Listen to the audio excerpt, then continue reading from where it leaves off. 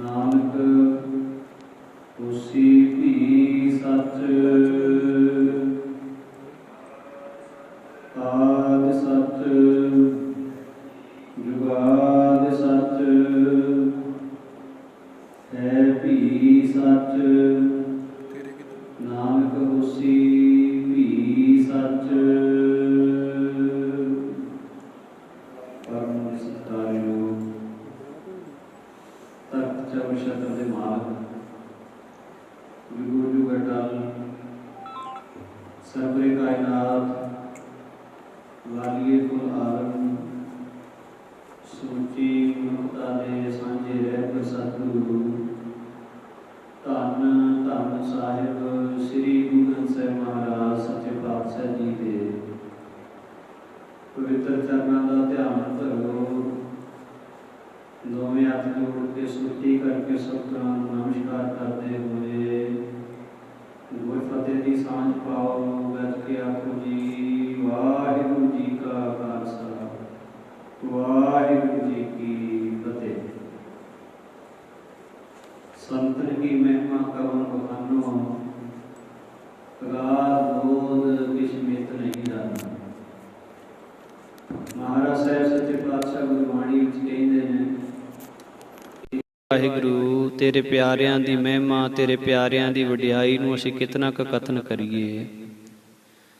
ਜਿਸ ਤਰ੍ਹਾਂ ਪਰਮਾਤਮਾ ਵਾਹਿਗੁਰੂ ਅਕਾਲ ਪੁਰਖ ਦੀ ਵਡਿਆਈ ਅਗਾਧ ਬੋਧ ਹੈ, ਇਸੇ ਤਰ੍ਹਾਂ ਮਹਾਰਾਜ ਦੇ ਪਿਆਰਿਆਂ ਦੀ ਵੀ ਵਡਿਆਈ ਜਿਹੜੀ ਹੈ ਉਹ ਅਗਾਧ ਬੋਧ ਹੈ।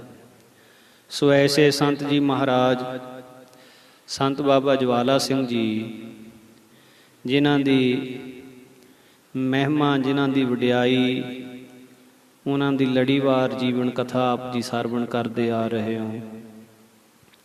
ਸੋ ਆਓ ਅੱਜ ਵੀ ਆਪਾਂ ਨੂੰ ਮਹਾਰਾਜ ਨੇ ਕਿਰਪਾ ਕਰਕੇ ਸਮਾਂ ਬਖਸ਼ਿਸ਼ ਕੀਤਾ ਹੈ। ਭਾਗਾਂ ਵਾਲੀਆਂ ਰੂਹਾਂ ਲਾਹਾ ਲੈਂਦੀਆਂ ਹਨ। ਸੋ ਆਪ ਜੀ ਨੇ ਕੱਲ੍ਹ ਮਹਾਂਪੁਰਖਾਂ ਦੇ ਜੀਵਨ ਦੇ ਵਿੱਚ ਮਹਾਂਪੁਰਖਾਂ ਦੇ ਬਹੁਤ ਅਨੰਨ ਸ਼ਰਧਾਲੂ ਮਹਾਂਪੁਰਖਾਂ ਦੀ ਸੰਗਤ ਦੇ ਵਿੱਚੋਂ ਲਾਹਾ ਪ੍ਰਾਪਤ ਕਰਨ ਵਾਲੇ ਨਾਮ ਦੀ ਰੰਗਤ ਜਿਨ੍ਹਾਂ 'ਤੇ ਬਾਖੂਬੀ ਚੜ੍ਹੀ ਐਸੇ ਮਹਾਂਪੁਰਖ ਸਤਿਕਾਰਯੋਗ ਬੀਬੀ ਅਮਰ ਕੌਰ ਜੀ ਜਿਨ੍ਹਾਂ ਦੇ ਸੰਬੰਧ ਦੇ ਵਿੱਚ ਆਪ ਜੀ ਨੇ ਕੱਲ੍ਹ ਵੀ ਵਚਨ ਸਰਵਣ ਕੀਤੇ। ਆਮ ਤੌਰ 'ਤੇ ਪਿਛਾਂ ਖਿੱਚੂ ਜਿਹੜੇ ਵਿਚਾਰ ਹੁੰਦੇ ਨੇ ਸੰਸਾਰ ਦੇ ਸਮਾਜ ਦੇ, ਉਹ ਇਹ ਗੱਲ ਕਹਿੰਦੇ ਨੇ ਵੀ ਬੀਬੀਆਂ ਜਿਹੜੀਆਂ ਨੇ ਉਹ ਬੰਦਿਆਂ ਦੇ ਬਰਾਬਰ ਕੋਈ ਕੰਮ ਨਹੀਂ ਕਰ ਸਕਦੀਆਂ। ਪਰ ਅੱਜ ਜਦੋਂ ਸਤਿਪੁਰਸ਼ਾਂ ਦੇ ਆਪਾਂ ਜੀਵਨ ਦੀ ਵਿਚਾਰ ਕਰ ਰਹੇ ਹਾਂ ਤਾਂ ਸਮਾਜ ਦੇ ਵਿੱਚ ਵਿਚਰਦਿਆਂ ਹੋਇਆਂ ਬਾਕੀ ਖੇਤਰਾਂ ਦੇ ਵਿੱਚ ਤਾਂ ਬੀਬੀਆਂ ਨੇ ਤਰੱਕੀ ਕੀਤੀ ਹੈ, ਤੇ ਇਸ ਪਾਸੇ ਭਗਤੀ ਦੇ ਖੇਤਰ ਦੇ ਵਿੱਚ ਵੀ ਕਿਤਨੀ ਮਿਹਨਤ ਕਰਨ ਵਾਲੀਆਂ ਸਤਿਕਾਰਯੋਗ ਬੀਬੀਆਂ ਹੋਈਆਂ ਨੇ। ਗੁਰੂ ਸਾਹਿਬਾਂ ਦੇ ਜੀਵਨ ਦੇ ਵਿੱਚ ਵੀ ਸਾਧ ਸੰਗਤ ਐਸੀਆਂ ਸਤਿਕਾਰਯੋਗ ਮਾਤਾਵਾਂ ਸਨ, ਭੈਣਾਂ ਸਨ, ਜਿਨ੍ਹਾਂ ਨੇ ਬਹੁਤ ਮਹਾਰਾਜ ਦੇ ਬਚਨਾਂ ਦੀ ਕਮਾਈ ਕੀਤੀ। ਜੋ ਸ੍ਰੀ ਹਰਿਮੰਦਰ ਸਾਹਿਬ ਦਰਬਾਰ ਸਾਹਿਬ ਬਾਹਰਲੇ ਪਾਸੇ ਬਾਜ਼ਾਰ ਹੈ, ਉਸ ਨੂੰ ਆਮ ਤੌਰ 'ਤੇ ਆਪਾਂ ਕਹਿੰਦੇ ਹਾਂ ਬਾਜ਼ਾਰ ਮਾਈ ਸੇਵਾ। ਉਹ ਮਾਈ ਸੇਵਾ ਜਿਹੜੀ ਸੀ ਉਹ ਕਾਬਲ ਦੀ ਮਾਈ ਸੀ, ਕਾਬਲ ਤੋਂ ਆਇਆ ਕਰਦੀ ਸੀ। ਜਦੋਂ ਹਰਿਮੰਦਰ ਸਾਹਿਬ ਸੇਵਾ ਚੱਲ ਰਹੀ ਸੀ ਤਾਂ ਉਹ ਮਾਈ ਕਾਬਲ ਤੋਂ ਹਰ ਰੋਜ਼ ਸੇਵਾ ਕਰਨ ਆਇਆ ਕਰਦੀ ਸੀ, ਤੇ ਉਹਨੇ ਸੇਵਾ ਕਰਨੀ, ਟੋਕਰੀ ਢੋਣੀ, ਤੇ ਜਦੋਂ ਮਿੱਟੀ ਦੀ ਟੋਕਰੀ ਸਿੱਟ ਕੇ ਆਉਣਾ ਤੇ ਕਈ ਵਾਰੀ ਟੋਕਰੀ ਨੂੰ ਹਿਲਾਉਣਾ ਉਹਨੇ, ਜਿਸ ਤਰ੍ਹਾਂ ਝੂਲੇ ਨੂੰ ਝੂਟੇ ਦੇ ਰਹੀ ਹੋਵੇ, ਹਿਲਾਉਣਾ ਉਸਨੇ ਟੋਕਰੀ ਨੂੰ। ਤੇ ਇਸ ਤਰ੍ਹਾਂ ਨਾ ਕਿਸੇ ਨਾਲ ਕੋਈ ਗੱਲਬਾਤ ਕਰਨੀ, ਸਵੇਰੇ ਆਉਣਾ, ਨਮਸਕਾਰ ਕਰਕੇ ਸੇਵਾ ਵਿੱਚ ਲੱਗ ਜਾਣਾ, ਸੇਵਾ ਕਰਕੇ ਸ਼ਾਮਾਂ ਨੂੰ ਫੇਰ ਵਾਪਸ ਚਲੀ ਜਾਣਾ। ਪਰ ਕਿਸੇ ਨੂੰ ਸੰਗਤ ਵਿੱਚੋਂ ਪਤਾ ਨਹੀਂ ਸੀ ਵੀ ਇਹ ਬੀਬੀ ਹੈ ਕੌਣ, ਕਿੱਥੋਂ ਆਉਂਦੀ ਹੈ। ਤੇ ਉਹਦਾ ਇਹ ਕੌਤਕ, ਜਦੋਂ ਉਹਨੇ ਟੋਕਰੀ ਸਿੱਟ ਕੇ ਆਉਣਾ ਤੇ ਕਈ ਵਾਰੀ ਉਹਨੇ ਟੋਕਰੀ ਨੂੰ ਆਪਣੇ ਹੱਥ ਦੇ ਨਾਲ ਜਿਸ ਤਰ੍ਹਾਂ ਝੂਟੇ ਦੇਣੇ ਇੱਦਾਂ ਕਰਦੀ ਸੀ। ਉਹ ਦੇਖ ਕੇ ਸੰਗਤ ਨੂੰ ਅਜੀਬ ਲੱਗਣਾ ਵੀ ਇਹ ਬੀਬੀ ਕੀ ਕਰਦੀ ਹੈ।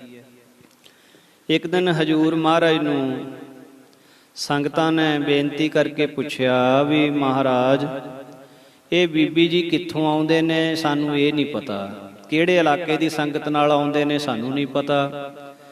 ਮਹਾਰਾਜ ਇਹ ਕਿਸੇ ਨਾਲ ਕੋਈ ਗੱਲਬਾਤ ਵੀ ਨਹੀਂ ਕਰਦੇ, ਸੇਵਾ 'ਚ ਹੀ ਲੱਗੇ ਰਹਿੰਦੇ ਨੇ।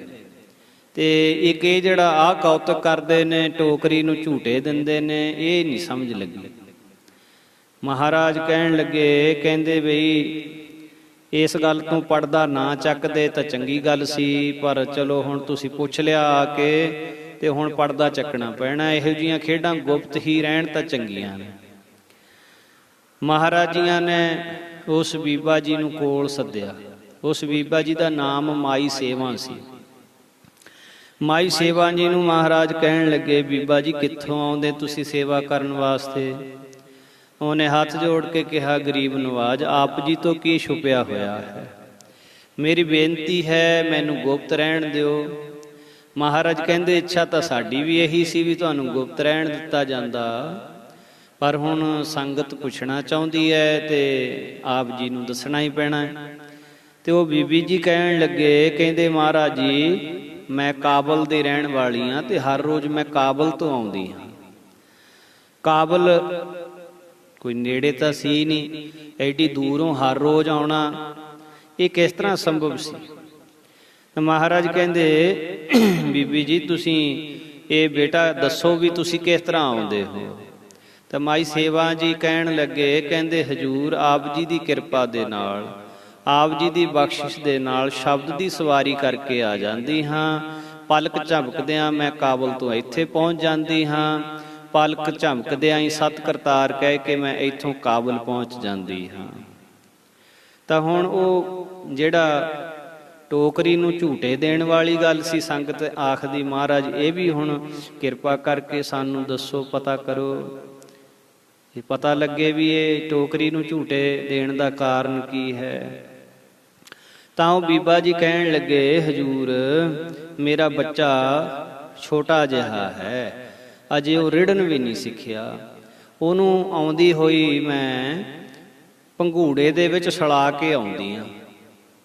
ਤੇ ਜਦੋਂ ਕਿਤੇ ਉਹਨੂੰ ਜਾਗ ਆਉਂਦੀ ਹੈ, ਉੱਠਦਾ ਹੈ, ਉਹ ਰੋਂਦਾ ਹੈ, ਤਾਂ ਉਹਦੀ ਆਵਾਜ਼ ਕਾਬਲ ਤੋਂ ਮੈਨੂੰ ਇੱਥੇ ਸੁਣ ਜਾਂਦੀ ਹੈ। ਤਾਂ ਮੈਂ ਉਹ ਟੋਕਰੀ ਨੂੰ ਝੂਟੇ ਨਹੀਂ ਦਿੰਦੀ, ਮੈਂ ਉਹਦੇ ਪੰਘੂੜੇ ਨੂੰ ਝੂਟੇ ਦਿੰਦੀ ਹਾਂ ਤੇ ਮੈਂ ਉਹਨੂੰ ਦੁਬਾਰਾ ਸੜਾ ਦਿੰਦੀ ਹਾਂ ਵੀ ਬੇਟਾ ਮੈਂ ਅਜੇ ਸੇਵਾ ਕਰ ਰਹੀ ਹਾਂ, ਮੈਂ ਸੇਵਾ ਕਰਕੇ ਆਵਾਂਗੀ। ਸੋ ਐਡੀ ਐਡੀ ਕਮਾਈ ਵਾਲੀਆਂ ਬੀਬੀਆਂ ਗੁਰੂ ਘਰ ਦੇ ਵਿੱਚ ਹੋਈਆਂ ਨੇ। ਤੋ ਸਾਧ ਸੰਗਤ ਜੀ, ਐਸੇ ਹੀ ਸਤਿਪੁਰਸ਼ਾਂ ਦੇ ਜੀਵਨ ਦੇ ਵਿੱਚ ਜੋ ਆਪਾਂ ਕੱਲ ਬੀਬੀ ਅਮਰ ਕੌਰ ਜੀ ਦਾ ਜਿਹੜਾ ਇਤਿਹਾਸ ਸਰਵਣ ਕੀਤਾ, ਤੋ ਹੋਰ ਵੀ ਅਨੇਕਾਂ ਹੀ ਘਟਨਾਵਾਂ ਬੀਬੀ ਅਮਰ ਕੌਰ ਜੀ ਦੀਆਂ ਮਹਾਂਪੁਰਸ਼ਾਂ ਨਾਲ ਜੁੜੀਆਂ ਹੋਈਆਂ। ਇੱਕ ਵਾਰੀ ਹੋਲੇ ਮਹੱਲੇ ਦੇ ਸਮੇਂ ਤੇ ਸ੍ਰੀ ਅਨੰਦਪੁਰ ਸਾਹਿਬ ਲੰਗਰਾਂ ਦੀ ਸੇਵਾ ਮਹਾਂਪੁਰਸ਼ ਕਰਿਆ ਕਰਦੇ ਸੀ ਤੇ ਉੱਥੇ ਗਏ ਹੋਏ ਸੀ ਤੇ ਸਾਰੀ ਸੰਗਤ ਨਾਲ ਸੀ। ਬੀਬੀ ਅਮਰ ਕੌਰ ਜੀ ਵੀ ਨਾਲ ਗਏ ਹੋਏ ਸੀ, ਬੀਬੀ ਰਾਧੋ ਜੀ ਵੀ ਗਏ ਹੋਏ ਸੀ, ਬਾਬਾ ਈਸ਼ਰ ਸਿੰਘ ਮਹਾਰਾਜ ਜੀ ਵੀ ਗਏ ਹੋਏ ਸੀ। ਤੇ ਜਦੋਂ ਵਾਪਸੀ ਆਉਣਾ ਸੀ, ਬੜੀ ਕਠਿਨ ਸੇਵਾ ਸੀ, ਬੜੀ ਕਠਿਨ ਘਾਲਣਾ ਸੀ, ਤਤਿਕਸ਼ਾ ਬਹੁਤ ਸੀ। ਬੀਬੀ ਅਮਰ ਕੌਰ ਜੀ, ਉਹਨਾਂ ਦਾ ਨਿਯਮ ਸੀ ਵੀ ਦਿਨ ਦੇ ਵਿੱਚ ਕਈ ਵਾਰੀ ਇਸ਼ਨਾਨ ਕਰਦੇ ਸੀ। ਸਰੀਰ ਦੀ ਸੁਚਮਤਾ ਦਾ ਬਹੁਤ ਪਹਿਰਾ ਤਕੜਾ ਸੀ ਉਹਨਾਂ ਦਾ। ਵੈਸੇ ਵੀ ਸੰਤ ਮਹਾਰਾਜ ਬਾਬਾ ਜਵਾਲਾ ਸਿੰਘ ਹਰਖੋਵਾਲ ਵਾਲਿਆਂ ਨੇ ਮਰਜ਼ਾਦਾ ਹੀ ਬਣਾਈ ਹੋਈ ਸੀ ਵੀ ਜਿਹਨੇ ਲੰਗਰ ਦੇ ਵਿੱਚ ਲੰਗਰ ਪਕਾਉਣ ਦੀ ਸੇਵਾ ਕਰਨੀ ਹੈ, ਉਹ ਜਦੋਂ ਵੀ ਲੰਗਰ ਦੀ ਸੇਵਾ ਕਰੇ ਸਕੇਸੀ ਇਸ਼ਨਾਨ ਕਰਕੇ ਆ ਕੇ ਸੇਵਾ ਕਰੇ।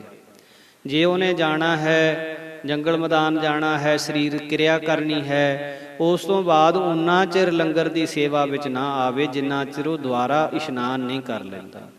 ਬਹੁਤ ਜ਼ਿਆਦਾ ਸੁਚਮਤਾ ਮਹਾਂਪੁਰਖ ਰੱਖਿਆ ਕਰਦੇ ਸੀ। ਤੇ ਬੀਬੀ ਅਮਰ ਕੌਰ ਜੀ ਇਸ ਤਰੀਕੇ ਨਾਲ ਕਠਿਨ ਘਾਲਣਾ ਘਾਲ ਰਹੇ ਸੀ।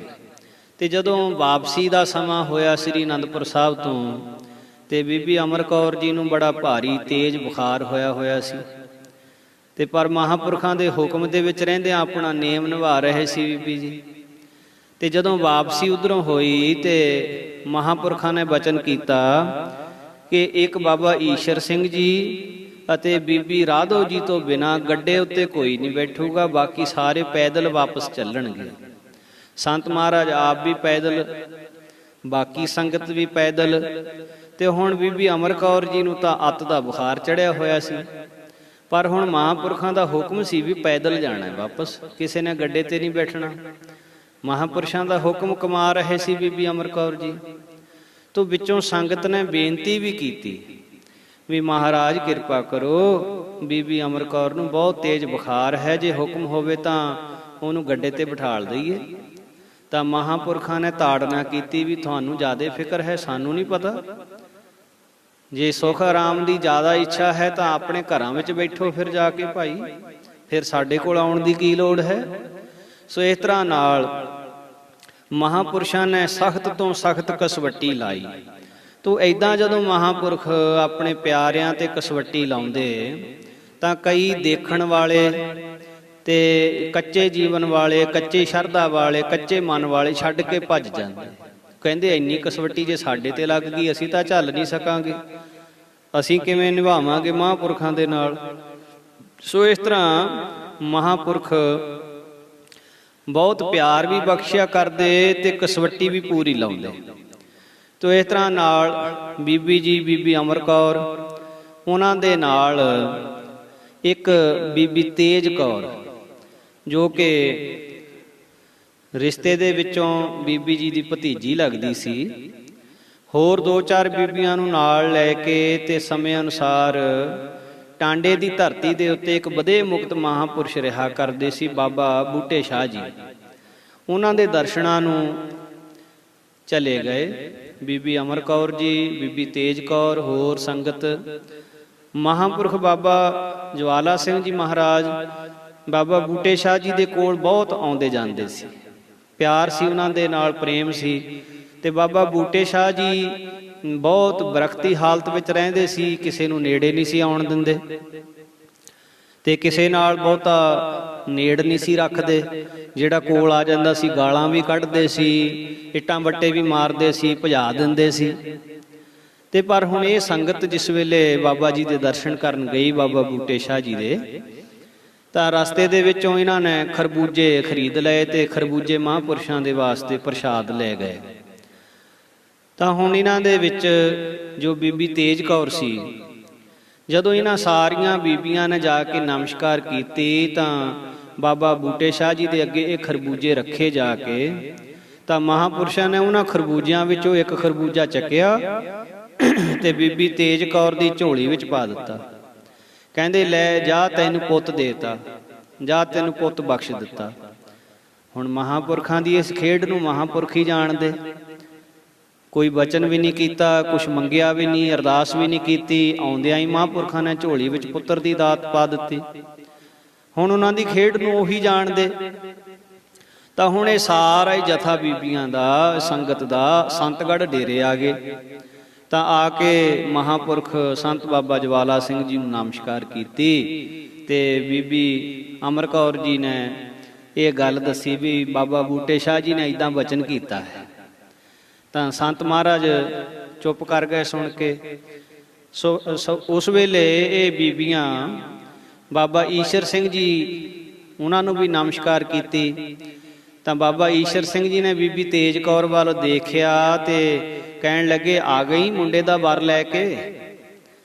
ਹੁਣ ਉਹਨਾਂ ਨਾਲ ਬਚਨ ਤਾਂ ਕੋਈ ਨਹੀਂ ਸੀ ਕੀਤਾ ਬਾਬਾ ਈਸ਼ਰ ਸਿੰਘ ਮਹਾਰਾਜ ਨਾਲ, ਪਰ ਉਹਨੇ ਸਹਿਜ ਸੁਭਾਅ ਉਸੇ ਵੇਲੇ ਬਚਨ ਕਰਤਾ ਵੀ ਆ ਗਈ ਮੁੰਡੇ ਦਾ ਵਰ ਲੈ ਕੇ। ਤਾਂ ਉਸ ਵੇਲੇ ਬੀਬੀ ਤੇਜ ਕੌਰ ਨੀਵੀਂ ਪਾ ਕੇ ਖੜੇ ਆ ਤੇ ਬਾਬਾ ਈਸ਼ਰ ਸਿੰਘ ਜੀ ਕਹਿੰਦੇ ਬਾਬਾ ਜਵਾਲਾ ਸਿੰਘ ਜੀ ਵੱਲ ਨੂੰ ਦੇਖ ਕੇ ਉੱਚੀ ਆਵਾਜ਼ ਵਿੱਚ, ਭਾਊ ਕੁੜੀ ਹੋਏਗੀ, ਕੁੜੀ ਹੋਏਗੀ। ਤਾਂ ਹੁਣ ਮਹਾਂਪੁਰਖ ਬਾਬਾ ਜਵਾਲਾ ਸਿੰਘ ਜੀ ਖਿੜ ਕੇ ਹੱਸ ਪਏ, ਕਹਿਣ ਲੱਗੇ ਵੀ ਦੇਖੀਏ ਦੋਨੋਂ ਹੀ ਮਹਾਂਪੁਰਖ ਪੂਰੇ ਆ, ਦੋਨਾਂ ਦੀ ਕਮਾਈ ਬਹੁਤ ਆ ਤੇ ਹੁਣ ਪਰਮੇਸ਼ਰ ਨੇ ਕਿਹਦੀ ਗੱਲ ਮੰਨਣੀ ਕਿਹਦੀ ਛੱਡਣੀ ਇਹ ਪਰਮੇਸ਼ਰ ਹੀ ਜਾਣੇ। ਤੇ ਜਦੋਂ ਸਮਾਂ ਬਣਿਆ ਇਸ ਬੀਬੀ ਤੇਜ ਕੌਰ ਦੇ ਘਰ ਜੋੜੇ ਬੱਚੇ ਹੋਏ, ਇੱਕ ਲੜਕਾ ਹੋਇਆ ਤੇ ਇੱਕ ਲੜਕੀ ਹੋਈ। ਤਾਂ ਬੀਬੀ ਅਮਰ ਕੌਰ ਜੀ ਨੇ ਡੇਰੇ ਆ ਕੇ ਸੰਤ ਮਹਾਰਾਜ ਦੇ ਚਰਨਾਂ 'ਚ ਨਮਸਕਾਰ ਕੀਤੀ, ਦੱਸਿਆ ਵੀ ਮਹਾਰਾਜ ਬੀਬੀ ਤੇਜ ਕੌਰ ਦੇ ਜੋੜੇ ਬੱਚੇ ਹੋਏ ਆ, ਇੱਕ ਲੜਕਾ ਇੱਕ ਲੜਕੀ। ਤਾਂ ਸੰਤ ਮਹਾਰਾਜ ਫੇਰ ਹੱਸੇ ਬਹੁਤ, ਤੇ ਬਾਬਾ ਜਵਾਲਾ ਸਿੰਘ ਜੀ ਕਹਿੰਦੇ ਦੋਨਾਂ ਮਹਾਂਪੁਰਖਾਂ ਦੇ ਬਚਨ ਅਟੱਲ ਹੋ ਗਏ। ਦੋਨਾਂ ਮਹਾਂਪੁਰਖਾਂ ਦੇ ਬਚਨ ਪਰਮੇਸ਼ਰ ਨੇ ਮੰਨ ਲਏ, ਦੋਨਾਂ ਦੀ ਚੱਲ ਗਈ।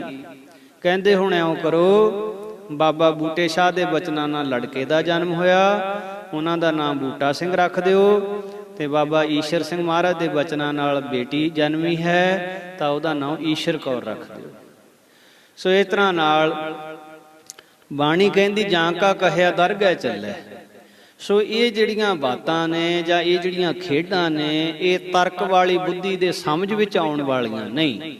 ਜਿਹੜੇ ਕੇਵਲ ਆਪਣੇ ਗਿਆਨ ਨੂੰ ਮੁੱਖ ਰੱਖਦੇ, ਆਪਣੇ ਤਜਰਬੇ ਨੂੰ ਮੁੱਖ ਰੱਖਦੇ ਜਾਂ ਸਾਇੰਸ ਨੂੰ ਮੁੱਖ ਰੱਖਦੇ, ਇਹ ਉਹਨਾਂ ਦੇ ਗੱਲ ਸਮਝ ਵਿੱਚ ਆਉਣ ਵਾਲੀ ਨਹੀਂ ਹੈ।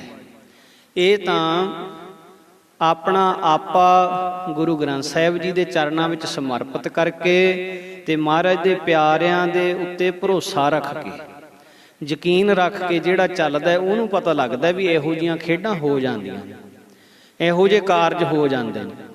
ਸੋ ਇਸ ਤਰ੍ਹਾਂ ਨਾਲ ਮਹਾਂਪੁਰਖਾਂ ਦੇ ਮੁਖ ਤੋਂ ਨਿਕਲੇ ਹੋਏ ਜਿਹੜੇ ਬਚਨ ਨੇ, ਉਹ ਤਿੰਨ ਕਾਲ ਸੱਤ ਹੁੰਦੇ। ਅੰਡ ਬਿਨਾਸੀ, ਜੇਰ ਬਿਨਾਸੀ, ਉਤਪੁਜ ਸੇਤ ਬਿਨਾਦਾ, ਚਾਰ ਬਿਨਾਸੀ, ਖਟਹਿ ਬਿਨਾਸੀ, ਇੱਕ ਸਾਧ ਬਚਨ ਨਿਹ ਚਲਾਦਾ। ਸੋ ਹੁਣ ਇੱਥੇ ਇੱਕ ਹੋਰ ਬੀਬਾ ਜੀ, ਜਿਹਦਾ ਨਾਮ ਸੀ ਬੀਬੀ ਬੰਤ ਕੌਰ, ਉਹਨਾਂ ਦਾ ਸਹੁਰਾ ਪਿੰਡ ਧਨੌਲੀ ਤੇ ਪੇਕਾ ਪਿੰਡ ਸੂਸਾਂ ਸੀ।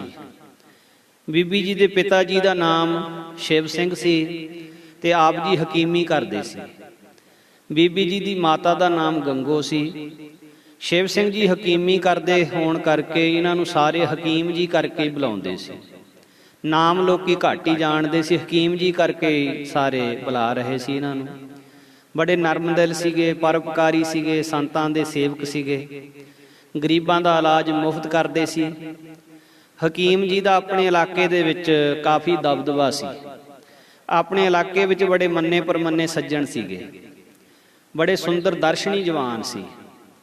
ਸੋ ਇਸ ਤਰ੍ਹਾਂ ਨਾਲ ਇਹਨਾਂ ਦਾ ਇਹ ਸੁਭਾਅ ਜਿਹੜਾ ਮਹਾਂਪੁਰਖਾਂ ਦੀ ਸੰਗਤ ਕਰਕੇ ਬਣਿਆ। ਮਹਾਂਪੁਰਖ ਇਹਨਾਂ ਦੇ ਨਗਰ ਦੇ ਵਿੱਚ ਬਹੁਤ ਵਿਸ਼ਵ ਦੇ ਵਿੱਚ ਪ੍ਰਸਿੱਧ ਨਾਮ ਹੈ ਉਹਨਾਂ ਦਾ, ਧੰਨ ਧੰਨ ਬਾਬਾ ਜਵਾਹਰ ਦਾਸ ਜੀ। ਮਹਾਂਪੁਰਸ਼ਾਂ ਦਾ ਜਨਮ ਨਗਰ ਵੀ ਸੂਸਾਂ ਹੀ ਸੀ। ਬਚਪਨ ਤੋਂ ਹੀ ਪੂਰਬਲੇ ਭਾਗਾਂ ਦੇ ਨਾਲ ਕਿਸੇ ਬੀਤ ਰਾਗ ਮਹਾਂਪੁਰਖਾਂ ਦਾ ਇਹਨਾਂ ਨੂੰ ਮਿਲਾਪ ਹੋ ਗਿਆ ਸੀ, ਸੰਤ ਬਾਬਾ ਜਵਾਹਰ ਦਾਸ ਜੀ ਨੂੰ, ਔਰ ਉਹਨਾਂ ਦੀ ਕਿਰਪਾ ਦ੍ਰਿਸ਼ਟੀ ਨੇ ਨਾਮ ਦਾ ਰੰਗ ਚਾੜ ਦਿੱਤਾ। ਤੇ ਫਿਰ ਮਹਾਂਪੁਰਸ਼ ਬਹੁਤ ਜ਼ਿਆਦਾ ਤਿਆਗ ਵਿਰਾਗ ਦੇ ਵਿੱਚ ਰਹਿੰਦੇ ਸੀ, ਭਗਤੀ ਵਿੱਚ ਰਹਿੰਦੇ ਸੀ, ਔਰ ਰਾਹੀਆਂ ਨੂੰ, ਬੈਲਾਂ ਨੂੰ ਮਹਾਂਪੁਰਖ ਪਾਣੀ ਪਿਲਾਇਆ ਕਰਦੇ। ਰੱਜ ਕੇ ਲੋਕ ਮਹਾਂਪੁਰਖਾਂ ਦੀ ਸੇਵਾ ਵੀ ਕਰਦੇ, ਤੇ ਪਰ ਮਹਾਂਪੁਰਖ ਬਹੁਤ ਤਿਆਗ ਦੀ ਬਿਰਤੀ ਦੇ ਵਿੱਚ ਰਹਿੰਦੇ ਸੀ। ਸੰਤ ਬਾਬਾ ਜਵਾਹਰ ਦਾਸ ਜੀ ਮਹਾਰਾਜ, ਜਦੋਂ ਬਾਬਾ ਜਵਾਹਰ ਦਾਸ ਜੀ ਦਾ ਸਰੀਰ ਤਿਆਗਣ ਦਾ ਸਮਾਂ ਆਇਆ ਤਾਂ ਇਹਨਾਂ ਨੇ ਆਪਣੇ ਪ੍ਰੇਮੀਆਂ ਨੂੰ ਉਦਾਸ ਹੋਏ ਦੇਖਿਆ ਤੇ ਪ੍ਰੇਮੀਆਂ ਸੰਗਤਾਂ ਨੂੰ ਆਖਿਆ ਵੀ ਤੁਸੀਂ ਉਦਾਸ ਨਾ ਹੋਵੋ, ਨਾ ਰੋਇਓ। ਰੋਣਾ ਤਾਂ ਉਹਨੂੰ ਚਾਹੀਦਾ ਜਿਹੜਾ ਬੰਦਾ 84 ਲੱਖ ਜੂਨਾਂ ਦੇ ਜਨਮ ਮਰਨ ਦੇ ਗੇੜ ਦੇ ਵਿੱਚ ਪਿਆ ਹੋਇਆ ਹੋਵੇ, ਜਿਹੜਾ ਗੁਰੂ ਦੀ ਕਿਰਪਾ ਸਦਕਾ ਗੁਰਮੁਖ ਬਣ ਕੇ ਪਰਮੇਸ਼ਰ ਵਿੱਚ ਲੀਨ ਹੋ ਕੇ ਸੱਚਖੰਡ 'ਚ ਚਲਿਆ ਜਾਵੇ, ਉਹਨੂੰ ਤਾਂ ਨਹੀਂ ਰੋਣਾ ਚਾਹੀਦਾ। ਫਿਰ ਪ੍ਰੇਮੀ ਕਹਿਣ ਲੱਗੇ, ਕਹਿੰਦੇ ਸੰਤ ਮਹਾਰਾਜ ਜੀ, ਜਦੋਂ ਤੁਸੀਂ ਸੱਚਖੰਡ ਜਾਓਗੇ ਤਾਂ ਸਾਨੂੰ ਕਿਸ ਤਰ੍ਹਾਂ ਪਤਾ ਲੱਗੂ ਵੀ ਤੁਸੀਂ ਸੱਚਖੰਡ ਪਹੁੰਚੇ ਆ, ਸਾਨੂੰ ਕਿੱਦਾਂ ਤਸੱਲੀ ਆਊ? ਤਾਂ ਮਹਾਂਪੁਰਖ ਕਹਿੰਦੇ, ਜਦੋਂ ਅਸੀਂ ਆਪਣੇ ਨਿਜ ਧਾਮ ਸੱਚਖੰਡ ਦੇ ਵਿੱਚ ਚਲੇ ਜਾਵਾਂਗੇ ਤਾਂ ਆਕਾਸ਼ ਦੇ ਵਿੱਚ ਇੱਕ ਅਗੰਮੀ ਗੋਲਾ ਚੱਲੇਗਾ, ਤੁਹਾਨੂੰ ਪਤਾ ਲੱਗ ਜਾਏਗਾ ਵੀ ਅਸੀਂ ਸੱਚਖੰਡ ਪਹੁੰਚ ਗਏ ਹਾਂ। ਤੋ ਇਹ ਬਚਨ ਮਹਾਂਪੁਰਸ਼ਾਂ ਦਾ ਪੂਰਾ ਹੋਇਆ ਸੀ। ਜਦੋਂ ਮਹਾਂਪੁਰਖ ਸਰੀਰ ਛੱਡ ਕੇ ਸੱਚਖੰਡ ਪੁੱਜੇ ਤਾਂ ਆਕਾਸ਼ ਦੇ ਵਿੱਚ ਬੜਾ ਭਾਰੀ ਇੱਕ ਅਗੰਮੀ ਗੋਲਾ ਚੱਲਿਆ ਸੀ। ਬਹੁਤ ਸਾਰੇ ਮੁਲਕਾਂ ਦੇ ਵਿੱਚ ਉਹ ਗੋਲੇ ਦੀ ਆਵਾਜ਼ ਸੁਣੀ ਸੀ। ਸੋ ਇਸ ਤਰ੍ਹਾਂ ਨਾਲ ਉਹਨਾਂ ਮਹਾਂਪੁਰਖਾਂ ਦੀ ਸੰਗਤ ਇਹਨਾਂ ਨੂੰ, ਹਕੀਮ ਜੀ ਨੂੰ ਹੋਈ ਸੀ, ਜਿਨ੍ਹਾਂ ਕਰਕੇ ਇਹਨਾਂ ਦਾ ਸੁਭਾਅ ਬੜਾ ਸਤਸੰਗੀ ਸੀ। ਔਰ ਇਹਨਾਂ ਦੇ ਮਨ ਵਿੱਚ ਸਾਰੇ ਹੀ ਸਾਧੂ ਸੰਤਾਂ ਬਾਰੇ, ਹਮੇਸ਼ਾ ਪ੍ਰੇਮ ਬਣਿਆ ਰਹਿੰਦਾ, ਆਏ ਅਭਿਆਗਤਾਂ ਦੀ ਸੇਵਾ ਕਰਦੇ ਚਾਅ ਦੇ ਨਾਲ। ਤੇ ਬੀਬੀ ਬੰਤੀ ਸੀ ਜਿਹੜੀ, ਬੰਤ ਕੌਰ, ਇਹ ਵੀ ਆਪਣੇ ਮਾਤਾ ਪਿਤਾ ਦੇ ਇਸ ਸੁਭਾਅ ਦੇ ਸਦਕਾ ਇਹਦੇ ਮਨ ਵਿੱਚ ਵੀ ਸੇਵਾ ਕਰਨ ਦਾ ਰੰਗ ਚੜ੍ਹ ਗਿਆ। ਇਹਦੇ ਮਨ ਦੇ ਵਿੱਚ ਵੀ ਹਮੇਸ਼ਾ ਸਾਧੂਆਂ ਦਾ ਸਤਿਕਾਰ ਬਣਿਆ ਰਹਿੰਦਾ। ਜਦੋਂ ਇਸ ਬੀਬੀ ਬੰਤ ਕੌਰ ਦੀ ਸ਼ਾਦੀ ਹੋਈ ਤਾਂ ਪਿੰਡ ਤਨੌਲੀ ਦੇ ਸਰਦਾਰ ਨੱਥਾ ਸਿੰਘ ਦੇ ਪੁੱਤਰ ਸਰਦਾਰ ਸ਼ੰਕਰ ਸਿੰਘ ਨੂੰ ਇਹ ਵਿਆਹੀ ਗਈ। ਜਿਸ ਵੇਲੇ ਸਹੁਰੇ ਘਰ ਵਸੀ ਤੇ ਇਹਨਾਂ ਦੇ ਮਹਾਰਾਜ ਨੇ ਬਖਸ਼ਿਸ਼ ਕੀਤੀ, ਪੁੱਤਰ ਸੋਹਣ ਸਿੰਘ ਦਾ ਜਨਮ ਹੋਇਆ। ਹੁਣ ਇਸ ਬੀਬੀ ਦਾ ਪਤੀ ਸ਼ੰਕਰ ਸਿੰਘ ਧਨ ਕਮਾਉਣ, ਆਪਣੀ ਕਿਰਤ ਕਰਨ ਵਾਸਤੇ ਅਫਰੀਕਾ ਚਲਿਆ ਗਿਆ। ਅਫਰੀਕਾ ਉਸ ਸਮੇਂ ਗੈਰਵਾਦ ਇਲਾਕਾ ਸੀ ਤੇ ਅੰਗਰੇਜ਼ ਲੋਕ ਪੰਜਾਬੀ ਲੋਕਾਂ ਨੂੰ ਉੱਥੇ ਲਿਜਾ ਕੇ ਉਸ ਇਲਾਕੇ ਨੂੰ ਆਬਾਦ ਕਰ ਰਹੇ ਸੀ। ਤੋ ਹੁਣ ਜਿੱਥੇ ਬੀਬੀ ਵਿਆਹੀ ਆਈ ਸੀ, ਇਹ ਸਰਦਾਰ ਨੱਥਾ ਸਿੰਘ ਸੀ ਜਿਹੜਾ, ਇਹ ਸਤਸੰਗੀ ਨਹੀਂ ਸੀ। ਇਹ ਸਾਧੂਆਂ ਤੋਂ ਤਾਂ ਬਹੁਤ ਘਿਰਣਾ ਕਰਦਾ ਸੀ, ਮਹਾਂਪੁਰਖਾਂ ਦਾ ਤਾਂ ਨਿੰਦਕ ਸੀ ਇਹ।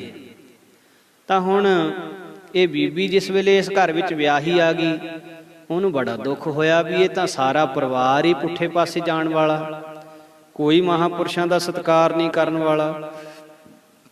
ਹੁਣ ਨਿਸ਼ਚਾ ਸੀ ਇਸ ਬੀਬੀ ਦਾ, ਇਹ ਅੰਦਰੋਂ ਅੰਦਰੀ ਤਾਂ ਜੁੜੀ ਰਹੀ ਪਰਮੇਸ਼ਰ ਨਾਲ, ਪਰ ਬਾਕੀ ਪਰਿਵਾਰ ਇਹਦੇ ਆਖੇ ਤੇ ਇਸ ਪਾਸੇ ਨਾ ਲੱਗਿਆ।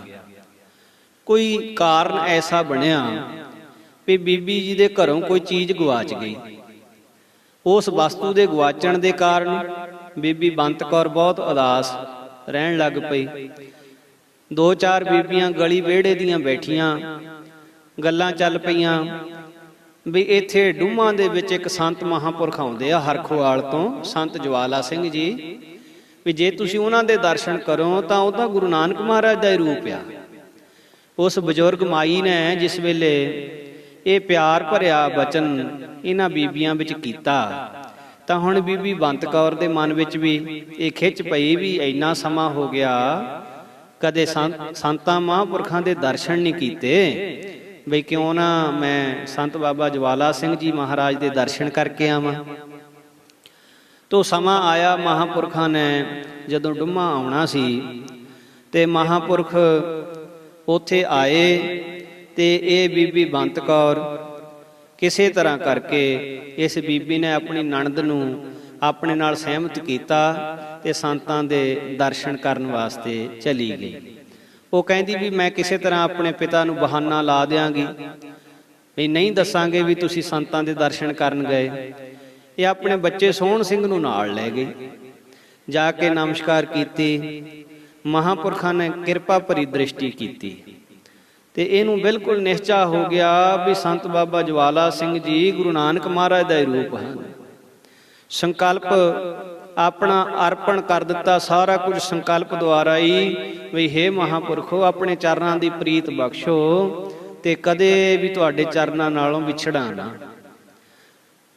ਜਿਸ ਵੇਲੇ ਵਾਪਸ ਬੀਬੀ ਘਰੇ ਆਈ ਤਾਂ ਬੀਬੀ ਦਾ ਲੜਕਾ ਸੋਹਣ ਸਿੰਘ, ਜੋ ਕਿ ਅਜੇ ਛੋਟਾ ਹੀ ਸੀ, ਇਹਨੇ ਆਉਂਦਿਆਂ ਹੀ ਆਪਣੇ ਦਾਦਾ ਜੀ ਨੂੰ ਸਾਰੀ ਗੱਲ ਤੋਤਲੀ ਜ਼ਬਾਨ ਦੇ ਨਾਲ ਦੱਸ ਦਿੱਤੀ ਵੀ ਅੱਜ ਮੈਂ ਤੇ ਮੇਰੀ ਮਾਤਾ ਜੀ ਡੂਮਾ ਗਏ ਸੀ ਸੰਤਾਂ ਦੇ ਕੋਲ, ਉੱਥੇ ਹੋਰ ਵੀ ਬਹੁਤ ਸੰਗਤ ਸੀ, ਅਸੀਂ ਕੜਾਹ ਪ੍ਰਸ਼ਾਦ ਵੀ ਛਕਿਆ, ਸ਼ਰਦਾਈ ਵੀ ਛਕੀ, ਰੋਟੀ ਵੀ ਖਾਧੀ ਤੇ ਬਾਬਾ ਜੀ ਦੇ ਕੋਲੋਂ ਚਾਹ ਵੀ ਪੀਤੀ।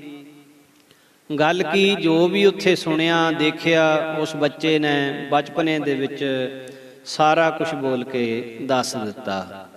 ਜਦ ਹੁਣ ਨੱਥਾ ਸਿੰਘ ਨੇ ਸਾਰਾ ਕੁਝ ਸੁਣਿਆ ਵੀ ਅੱਜ ਮੇਰੀ ਨੌਂ ਸੰਤਾਂ ਕੋਲ ਗਈ ਸੀ, ਤਾਂ ਇਹ ਸਰਦਾਰ ਸਾਹਿਬ ਬੜੇ ਗੁੱਸੇ ਵਿੱਚ ਆ ਗਏ। ਤਾਂ ਬੀਬੀ ਬੰਤ ਕੌਰ ਨੂੰ ਕਹਿਣ ਲੱਗੇ, ਬੀਬੀ ਅੱਜ ਤਾਂ ਤੂੰ ਸੰਤਾਂ ਦੇ ਚਲੀ ਗਈ, ਅੱਜ ਤੇਰਾ ਜਾਣਾ ਪਹਿਲੀ ਵਾਰ ਦਾ, ਅੱਗੇ ਵਾਸਤੇ ਜੇ ਸੰਤਾਂ ਦੇ ਗਈ ਤਾਂ ਮੇਰੇ ਨਾਲੋਂ ਸਖਤ ਬੁਰਾ ਕੋਈ ਨਹੀਂ ਹੋਊਗਾ ਤੇ ਤੂੰ ਕਦੇ ਵੀ ਸੰਤਾਂ ਸਾਧਾਂ ਦੇ ਨਹੀਂ ਜਾਣਾ, ਅਸੀਂ ਸਾਧਾਂ ਨੂੰ ਨਹੀਂ ਮੰਨਦੇ। ਆਪਣੇ ਸਹੁਰੇ ਦੀ ਇਹ ਸਿੱਖਿਆ ਸੁਣਦੇ ਬਚਨ ਬੀਬੀ ਨੇ ਉੱਤਰ ਤਾਂ ਕੋਈ ਨਾ ਦਿੱਤਾ, ਪਰ ਹੁਣ ਅੰਦਰੋਂ ਅੰਦਰੀ ਇਹਨੂੰ ਦੁੱਖ ਬੜਾ ਲੱਗਾ ਬਾਣੀ ਕਹਿੰਦੀ ਹੈ ਜੀ ਰਾਮ ਵਿਯੋਗੀ ਨਾ ਜੀਐ, ਜੀਐ ਤਾਂ ਬੌਰਾ ਹੋਏ। ਇਹ ਜਿਹੜਾ ਪ੍ਰੇਮ ਹੈ ਰੱਬ ਦੇ ਪਿਆਰਿਆਂ ਦਾ, ਸਾਧੂਆਂ ਦਾ, ਗੁਰੂ ਸਾਹਿਬਾਂ ਦਾ, ਜੇ ਕੋਈ ਹਟਾਉਣਾ ਚਾਹੇ ਤਾਂ ਮਹਾਰਾਜ ਕਹਿੰਦੇ ਜਿਉਂ ਮਛਲੀ ਬਿਨ ਪਾਣੀਐ ਕਿਉਂ ਜੀਵਨ ਪਾਵੈ, ਬੂੰਦ ਵਿਹੂਣਾ ਚਾਤਰਿਕੋ ਕਿਉਂ ਕਰ ਤ੍ਰਿਪਤਾਵੈ, ਨਾਦ ਕੁਰੰਕ ਹੈ ਵਿਦਿਆ ਸਨਮੁਖ ਉਠ ਧਾਵੈ, ਭਵਨ ਲੋਭੀ ਕੁਸਮ ਬਾਸ ਕਾ ਮਿਲ ਆਪ ਬੰਧਾਵੈ, ਤਿਉ ਸੰਤ ਜਨਾ ਹਰ ਪ੍ਰੀਤ ਹੈ ਦੇਖ ਦਰਸ ਅਘਾਵੈ। ਸੋ ਬੀਬੀ ਬੰਤ ਕੌਰ ਵੀ ਸੰਤ ਮਹਾਰਾਜ ਦੇ ਦਰਸ਼ਨਾਂ ਤੋਂ ਬਿਨਾਂ ਤੇ ਸੰਤਾਂ ਦੇ ਮੁਖਾਰਬਿੰਦ ਦੇ ਅੰਮ੍ਰਿਤਮਈ ਬਚਨ ਸੁਣੇ ਤੋਂ ਬਿਨਾਂ ਆਪਣਾ ਮਰਨ ਸਮਝਦੀ ਸੀ ਵੀ ਜੇ ਮਹਾਂਪੁਰਖਾਂ ਦੇ ਦਰਸ਼ਨ ਹੀ ਨਾ ਹੋਏ, ਉਹਨਾਂ ਦੇ ਬਚਨ ਹੀ ਨਾ ਸੁਣ ਹੋਏ ਤਾਂ ਫਿਰ ਜੀਵਨ ਕਾਹਦਾ ਹੈ? ਇਹ ਤਾਂ ਮਰਨ ਤੋਂ ਵੀ ਵੱਡਾ ਦੁੱਖ ਹੈ। ਤੋ ਬੀਬੀ ਹਮੇਸ਼ਾ ਇੱਦਾਂ ਉਦਾਸ ਹੀ ਰਿਹਾ ਕਰੇ। ਤੋ ਬੀਬੀ ਦਾ ਸਹੁਰਾ ਸੀ ਜਿਹੜਾ ਇਹ ਨੱਥਾ ਸਿੰਘ ਸਖਤੀ ਕਰਦਾ ਗਿਆ, ਪਰ ਬੀਬੀ ਕਿਸੇ ਨਾ ਕਿਸੇ ਤਰ੍ਹਾਂ ਮਹਾਂਪੁਰਖਾਂ ਦੇ ਦਰਸ਼ਨ ਕਰ ਹੀ ਆਉਂਦੀ। ਉਹ ਇਹ ਦਸ਼ਾ ਬਣ ਗਈ ਪਰਿਵਾਰ ਦੀ ਬਈ ਹਰ ਵੇਲੇ ਲੜਾਈ, ਹਰ ਵੇਲੇ ਝਗੜਾ ਕਰਨਾ ਉਸਨੇ। ਤੋ ਬੀਬੀ ਤੇਜੋ ਨੂੰ, ਬੀਬੀ ਅਮਰ ਕੌਰ ਨੂੰ, ਹੋਰ ਜਿੰਨੀਆਂ ਵੀ ਸੰਤਾਂ ਦੇ ਜਾਣ ਵਾਲੀਆਂ ਬੀਬੀਆਂ ਸੀ ਉਹਨਾਂ ਨੂੰ ਵੀ ਗੰਦੀਆਂ ਗਾਲਾਂ ਨੱਥਾ ਸਿੰਘ ਨੇ ਕੱਢਣੀਆਂ, ਬਹੁਤ ਮਾੜੇ ਬੋਲ ਬੋਲਣੇ। ਤੇ ਬੀਬੀ ਬੰਤ ਕੌਰ ਦੇ ਨਾਲ ਜੋ ਕੁਪੱਤ ਹੁੰਦੀ ਘਰ ਦੇ ਵਿੱਚ, ਜੋ ਲੜਾਈ ਹੁੰਦੀ ਘਰ ਦੇ ਵਿੱਚ, ਇਹ ਸੁਣ ਕੇ ਸਾਰਿਆਂ ਦਾ ਹੀ ਮਨ ਔਖਾ ਹੋਣਾ, ਸਾਰਿਆਂ ਨੂੰ ਦੁੱਖ ਲੱਗਣਾ। ਤੋ ਮਹਾਂਪੁਰਖਾਂ ਦੇ ਚਰਨਾਂ ਵਿੱਚ ਬੀਬੀ ਬੰਤ ਕੌਰ ਹਮੇਸ਼ਾ ਇਹੀ ਅਰਦਾਸ ਕਰਿਆ ਕਰਦੀ ਵੀ ਹੇ ਮਹਾਰਾਜ ਇੰਨੀ ਕੁ ਕਿਰਪਾ ਕਰਿਓ ਵੀ ਇਸ ਨਗੁਰੇ ਬੰਦੇ ਦੇ ਮੈਨੂੰ ਹੱਥਾਂ ਦੀ ਮਾਰ ਨਾ ਪਵੇ ਤੇ ਗਾਲਾਂ ਕੱਢੇ ਜੋ ਮਰਜ਼ੀ ਕਹੀ ਜਾਵੇ, ਪਰ ਮੇਰੀ ਇੰਨੀ ਕੁ ਰੱਖਿਆ ਕਰਿਓ। ਅਖੀਰ ਬੀਬੀ ਬੰਤ ਕੌਰ ਨੂੰ ਘਰ ਵਿੱਚੋਂ ਅਲੱਗ ਕਰ ਦਿੱਤਾ ਗਿਆ ਤੇ ਪਰ ਇਹਨੇ ਮਹਾਂਪੁਰਸ਼ਾਂ ਦਾ ਪ੍ਰੇਮ ਨਹੀਂ ਛੱਡਿਆ।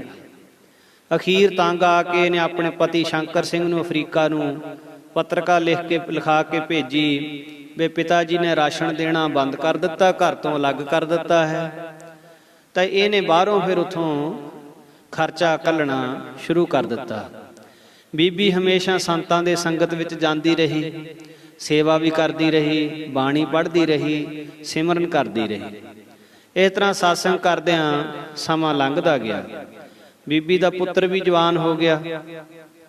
ਤਾਂ ਹੁਣ ਇਹਦਾ ਜਦੋਂ ਪਤੀ ਅਫਰੀਕਾ ਤੋਂ ਵਾਪਸ ਆਇਆ, ਇਹਨੂੰ ਪਤਾ ਲੱਗਿਆ ਵੀ ਇਦਾਂ ਕਰਕੇ ਇਹ ਸੰਤਾਂ ਦੇ ਜਾਂਦੀ ਹੈ, ਸੰਗਤ ਕਰਦੀ ਹੈ, ਤਾਂ ਹੁਣ ਉਹਨੇ ਆ ਕੇ ਕਲੇਸ਼ ਕਰਨਾ ਸ਼ੁਰੂ ਕਰ ਦਿੱਤਾ ਵੀ ਤੈਨੂੰ ਕੋਈ ਲੋੜ ਨਹੀਂ ਜਾਣ ਦੀ, ਤੈਨੂੰ ਉੱਥੇ ਜਾਣ ਦਾ ਕੋਈ ਵੀ ਕੰਮ ਨਹੀਂ ਹੈ। ਐਸੇ ਬਚਨ ਮਾੜੇ ਚੰਗੇ ਵੀ ਕਈ ਬੋਲਣੇ, ਪਰ ਪ੍ਰੇਮ ਇੱਕ ਐਸੀ ਉੱਚ ਵਸਤੂ ਹੈ ਜਿਸ ਨੂੰ ਇਹ ਪ੍ਰੇਮ ਗੁਰੂ ਘਰ ਦਾ ਪ੍ਰਾਪਤ ਹੋ ਜਾਵੇ, ਉਹਨੂੰ ਬਾਕੀ ਸਾਰੇ ਜਿਹੜੇ ਸੁੱਖ ਨੇ ਉਹ ਛੱਡਣੇ ਪ੍ਰਵਾਨ ਹੋ ਜਾਂਦੇ ਨੇ, ਪਰ ਗੁਰੂ ਘਰ ਦਾ ਪ੍ਰੇਮ ਛੱਡਣਾ ਪ੍ਰਵਾਨ ਨਹੀਂ ਹੁੰਦਾ। ਸੋ ਪਤੀ ਨੇ ਸਖਤੀ ਵੀ ਕੀਤੀ, ਪਰ ਬੀਬੀ ਨੇ ਸੰਤਾਂ ਦਾ ਸਤਸੰਗ ਨਹੀਂ ਛੱਡਿਆ, ਮਹਾਂਪੁਰਖਾਂ ਦੇ ਚਰਨਾਂ ਵਿੱਚ ਜਾਣਾ ਨਹੀਂ ਛੱਡਿਆ। ਅਖੀਰ ਇਹ ਬੀਬੀ ਦਾ ਪਤੀ ਫੇਰ ਮੁੜ ਕੇ ਅਫਰੀਕਾ ਨੂੰ ਚਲਿਆ ਗਿਆ ਤੇ ਨਾਲ ਆਪਣੇ ਪੁੱਤਰ ਨੂੰ ਵੀ ਅਫਰੀਕਾ ਲੈ ਗਿਆ। ਬੀਬੀ ਨੇ ਰੱਜ ਕੇ ਸੰਗਤ ਕੀਤੀ ਮਹਾਂਪੁਰਖਾਂ ਦੀ ਤੇ ਮਹਾਂਪੁਰਖਾਂ ਦੇ ਚਰਨਾਂ ਵਿੱਚ ਰੱਜ ਕੇ ਖੁਸ਼ੀਆਂ ਮਾਣੀਆਂ। ਇੱਕ ਦਿਨ ਸੰਤ ਮਹਾਰਾਜ ਬਾਬਾ ਜਵਾਲਾ ਸਿੰਘ ਜੀ ਬੀਬੀ ਜੀ ਨੂੰ ਪੁੱਛਣ ਲੱਗੇ, ਬੇਟਾ ਤੁਹਾਡੇ ਮਨ ਦੀ ਕੋਈ ਇੱਛਾ ਹੈ ਦੱਸੋ। ਤਾਂ ਬੀਬੀ ਜੀ ਕਹਿਣ ਲੱਗੇ, ਮੇਰੇ ਪੂਜਯ ਪਿਤਾ ਜੀ, ਮੇਰਾ ਪਤੀ ਸਾਧੂਆਂ ਦੀ ਸੰਗਤ ਤੋਂ ਬਹੁਤ ਨਫ਼ਰਤ ਕਰਦਾ। ਉਹ ਕਹਿਣ ਲੱਗੇ, ਜੇ ਤੇਰੀ ਇੱਛਾ ਹੈ ਤਾਂ ਤੇਰੇ ਪਤੀ ਨੂੰ ਅਫਰੀਕਾ ਤੋਂ ਮੰਗਾ ਲਈਏ ਵਾਪਸ। ਕਹਿਣ ਲੱਗੀ, ਨਾ ਮਹਾਰਾਜ, ਜੇ ਉਹ ਅਫਰੀਕਾ ਵਿੱਚ ਹੈ ਤਾਂ ਘੱਟੋ ਘੱਟ ਆਪ ਜੀ ਦੀ ਨਿੰਦਿਆ ਤੋਂ ਤਾਂ ਬਚਿਆ ਹੋਇਆ ਹੈ। ਇੱਥੇ ਆਵੇਗਾ ਤੇ ਮੈਨੂੰ ਆਪ ਜੀ ਦੀ ਸੰਗਤ ਤੋਂ ਵੀ ਵਰਜਦਾ ਹੈ ਤੇ ਤੁਹਾਡੇ ਪ੍ਰਤੀ ਮਾੜੇ ਬਚਨ ਵੀ ਬੋਲਦਾ ਹੈ। ਤੇ ਮੈਂ ਬਾਣੀ ਪੜ੍ਹਦੀ ਹਾਂ, ਸਾਧ ਕਾ ਨਿੰਦਕ ਕੈਸੇ ਤਰੈ, ਸਰ ਪਰ ਜਾਨੋ ਨਰਕ ਹੀ ਪਰੈ। ਇਸ ਕਰਕੇ ਮਹਾਰਾਜ ਮੈਂ ਚਾਹੁੰਦੀ ਹਾਂ ਵੀ ਉਹ ਨਰਕਾਂ ਤੋਂ ਬਚ ਜਾਵੇ ਤੇ ਆਪਣਾ ਕੰਮਕਾਰ ਕਰੇ। ਤੇ ਮਹਾਰਾਜ ਤੁਹਾਡੀ ਕਿਰਪਾ ਨਾਲ ਕਿਸੇ ਚੀਜ਼ ਦੀ ਕਮੀ ਨਹੀਂ ਹੈ। ਸੋ ਸਮੇਂ ਅਨੁਸਾਰ ਬੀਬੀ ਦੇ ਸਹੁਰੇ ਨੱਥਾ ਸਿੰਘ ਨੇ ਅਖੰਡ ਪਾਠ ਸਾਹਿਬ ਕਰਵਾਇਆ ਤੇ ਐਸੀ ਕਿਰਪਾ ਵਾਹਿਗੁਰੂ ਨੇ ਕੀਤੀ ਬਈ ਜਿਹੜਾ ਭੋਗ ਵਾਲੇ ਦਿਨ ਦਾ ਲੰਗਰ ਸੀ ਉਹ ਬੀਬੀ ਜੀ ਦੇ ਘਰ ਹੀ ਤਿਆਰ ਕੀਤਾ ਗਿਆ ਔਰ ਬੀਬੀ ਜੀ ਨੇ ਰੱਜ ਕੇ ਸੇਵਾ ਕੀਤੀ। ਇਹਦੀ ਨਿਮਰਤਾ, ਇਹਦੀ ਸੇਵਾ ਦੀ ਭਾਵਨਾ ਔਰ ਇਹਦੇ ਮੁਖ ਤੋਂ ਕਦੇ ਵੀ ਕੋਈ ਮਾੜਾ ਲਫ਼ਜ਼ ਨਹੀਂ ਸੀ ਨਿਕਲਿਆ। ਇਸ ਗੱਲ ਨੂੰ ਜਦੋਂ ਨੱਥਾ ਸਿੰਘ ਨੇ ਵਿਚਾਰਿਆ ਤੇ ਇਹਨੂੰ ਬਾਕੀਆਂ ਨੇ ਵੀ ਕਿਹਾ ਵੀ ਜਿਹਨੂੰ ਸਾਰੀ ਜ਼ਿੰਦਗੀ ਤੂੰ ਭੰਡਦਾ ਰਿਹਾ, ਮਾੜਾ ਬੋਲਦਾ ਰਿਹਾ, ਗਾਲਾਂ ਦਿੰਦਾ ਰਿਹਾ, ਉਹ ਦੇਖ ਤੇਰੀ ਕਿੰਨੀ ਸੇਵਾ ਕਰ ਰਹੀ ਆ। ਤਾਂ ਉਸ ਵੇਲੇ ਨੱਥਾ ਸਿੰਘ ਨੇ ਮੁਆਫੀ ਮੰਗੀ ਵੀ ਮੈਂ ਤੈਨੂੰ ਤੇਰੇ ਸੰਤਾਂ ਨੂੰ ਬਹੁਤ ਮਾੜੇ ਲਫ਼ਜ਼ ਬੋਲੇ ਆ ਤੇ ਬੱਚੀ ਮੈਨੂੰ ਮੁਆਫ ਕਰ ਦੇ। ਤਾਂ ਉਸ ਵੇਲੇ ਬੀਬੀ ਬੰਤ ਕੌਰ ਕਹਿਣ ਲੱਗੀ, ਕਹਿੰਦੀ ਪਿਤਾ ਜੀ ਜੇ ਮੁਆਫੀ ਮੰਗਣੀ ਆ ਤਾਂ ਮੇਰੇ ਕੋਲ ਮੁਆਫੀ ਮੰਗਣ ਦੀ ਲੋੜ ਨਹੀਂ, ਤੇ ਜੇ ਮੁਆਫੀ ਮੰਗਣੀ ਤਾਂ ਤੁਸੀਂ ਸੰਤ ਮਹਾਰਾਜ ਦੇ ਕੋਲ ਜਾਓ। ਸੰਤ ਮਹਾਰਾਜ ਬਾਬਾ ਜਵਾਲਾ ਸਿੰਘ ਜੀ ਹੋਣੀ ਤੁਹਾਨੂੰ ਮਾਫ ਕਰ ਸਕਦੇ ਆ, ਤੇ ਮੇਰਾ ਤਾਂ ਤੁਸੀਂ ਕੋਈ ਗੁਨਾਹ ਨਹੀਂ ਕੀਤਾ, ਤੇ ਉਹਨਾਂ ਤੇ ਜਾ ਕੇ ਮੁਆਫੀ ਮੰਗੋ। ਤਾਂ ਹੁਣ ਇਹ ਸਰਦਾਰ ਨੱਥਾ ਸਿੰਘ ਆਪਣੀ ਨੂੰਹ ਬੀਬੀ ਬੰਤ ਕੌਰ ਦੇ ਨਾਲ ਫਿਰ ਸੰਤ ਮਹਾਰਾਜ ਦੇ ਚਰਨਾਂ 'ਚ ਗਿਆ। ਜਾ ਕੇ ਬੇਨਤੀ ਕੀਤੀ, ਹੇ ਬਖਸ਼ਿੰਦ ਮਹਾਂਪੁਰਸ਼ੋ, ਮੈਂ ਬੜਾ ਭਾਰੀ ਪਾਪੀ ਹਾਂ, ਮੈਂ ਤੁਹਾਡੀ ਬਹੁਤ ਨਿੰਦਿਆ ਕਰਦਾ ਰਿਹਾ ਔਰ ਇਸ ਬੱਚੀ ਨੂੰ ਮੈਂ ਬਹੁਤ ਮਾੜੇ ਲਫ਼ਜ਼ ਬੋਲਦਾ ਰਿਹਾ, ਤੇ ਕਿਰਪਾ ਕਰੋ, ਤੁਹਾਡੇ ਕੋਲ ਮੈਂ ਆਉਣੋਂ ਵੀ ਰੋਕਦਾ ਰਿਹਾ, ਹੁਣ ਮੇਰੇ ਤੇ ਤਰਸ ਕਰੋ ਤੇ ਮੈਨੂੰ ਬਖਸ਼ ਲਓ। ਸੰਤ ਮਹਾਰਾਜ ਦੀ ਨਿਮਰਤਾ ਅਖੀਰ ਵੇਲੇ ਦੀ ਦੇਖ ਕੇ ਕਹਿੰਦੇ, ਨੱਥਾ ਸਿੰਘ ਤੈਨੂੰ ਗੁਰੂ ਨਾਨਕ ਸਾਹਿਬ ਨੇ ਬਖਸ਼ ਦਿੱਤਾ ਹੈ, ਅਖੀਰ ਵੇਲੇ ਹੀ ਸਹੀ, ਅਖੀਰਲੀ ਉਮਰ ਵਿੱਚ ਆ ਕੇ ਸਹੀ, ਤੇਰੇ ਮਨ ਦੇ ਵਿੱਚ ਆਪਣੀ ਗਲਤੀ ਦਾ ਅਹਿਸਾਸ ਤਾਂ ਹੋਇਆ, ਤੇਰੇ ਮਨ ਦੇ ਵਿੱਚ ਇਹ ਗੱਲ ਤਾਂ ਆਈ ਵੀ ਤੂੰ ਗਲਤ ਸੀ ਤੇ ਬੱਚੀ ਸਹੀ ਸੀ। ਤੇ ਕਹਿੰਦੇ ਜੇ ਤੇਰੇ ਮਨ ਦੇ ਵਿੱਚ ਗੁਨਾਹਾਂ ਦੀ ਤਲਾਫੀ ਆ ਗਈ ਤਾਂ ਫਿਰ ਬਈ ਗੁਰੂ ਨਾਨਕ ਮਹਾਰਾਜ ਨੇ ਸਮਝ ਲੈ ਤੈਨੂੰ ਬਖਸ਼ ਦਿੱਤਾ। ਸੋ ਇਸ ਤਰ੍ਹਾਂ ਨਾਲ ਮਹਾਂਪੁਰਖਾਂ ਦੇ ਨਾਲ ਪ੍ਰੇਮ ਕਰਨ ਵਾਲੀਆਂ ਜਗਿਆਸੂ ਰੂਹਾਂ। ਸੋ ਇਹ ਬੀਬੀ ਅਮਰ ਕੌਰ ਜੀ, ਇਤਨਾ ਪ੍ਰੇਮ, ਕਈ ਵਾਰੀ ਮਹਾਂਪੁਰਖ ਪ੍ਰੇਮੀ ਦਾ ਪ੍ਰੇਮ ਪਰਖਣ ਵਾਸਤੇ ਕੋਈ ਨਾ ਕੋਈ ਕੌਤਕ ਰਚ ਲਿਆ ਕਰਦੇ ਹਨ। ਤੋ ਸੰਤ ਮਹਾਰਾਜ ਨੇ ਐਸਾ ਕੌਤਕ ਰਚਿਆ ਵੀ ਬਾਬਾ ਈਸ਼ਰ ਸਿੰਘ ਜੀ ਨੂੰ ਅੰਤਰ ਆਤਮੇ ਪ੍ਰੇਰਣਾ ਦੇ ਕੇ ਬਚਨ ਕਰਾ ਦਿੱਤਾ। ਰਾਤ ਦਾ ਲੰਗਰ ਸੰਗਤ ਨੇ ਛਕਿਆ ਸੀ ਤੇ ਲੰਗਰ ਛਕਣ ਤੋਂ ਉਪਰੰਤ ਸੰਤ ਮਹਾਰਾਜ ਬਾਬਾ ਜਵਾਲਾ ਸਿੰਘ ਜੀ ਬਾਬਾ ਈਸ਼ਰ ਸਿੰਘ ਜੀ ਦੇ ਕੋਲ ਚਲੇ ਗਏ।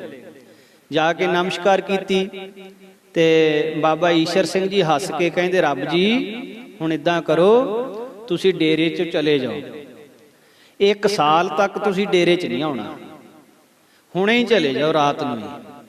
ਸੰਤ ਮਹਾਰਾਜ ਨੇ ਕੋਈ ਵਚਨ ਨਹੀਂ ਕਰਿਆ ਮੋਰਿਓ, 7 ਵਚਨ ਕਹਿ ਕੇ ਮੱਥਾ ਟੇਕਤਾ, ਨਮਸਕਾਰ ਕਰਤੀ। 7 ਵਚਨ ਮਹਾਰਾਜ ਜੋ ਤੁਸੀਂ ਕਹਿੰਦੇ ਠੀਕ ਹੈ।